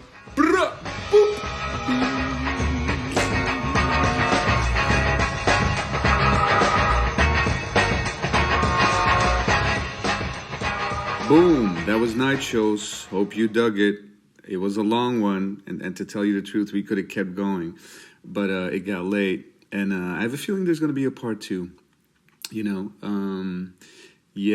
I feel like we can keep going in a number of different directions, but that was fun, man. In any case, as always, you can find us at Happy No Fear on Instagram, and I'm, of course, at theartofchase. Until next time, bye-bye.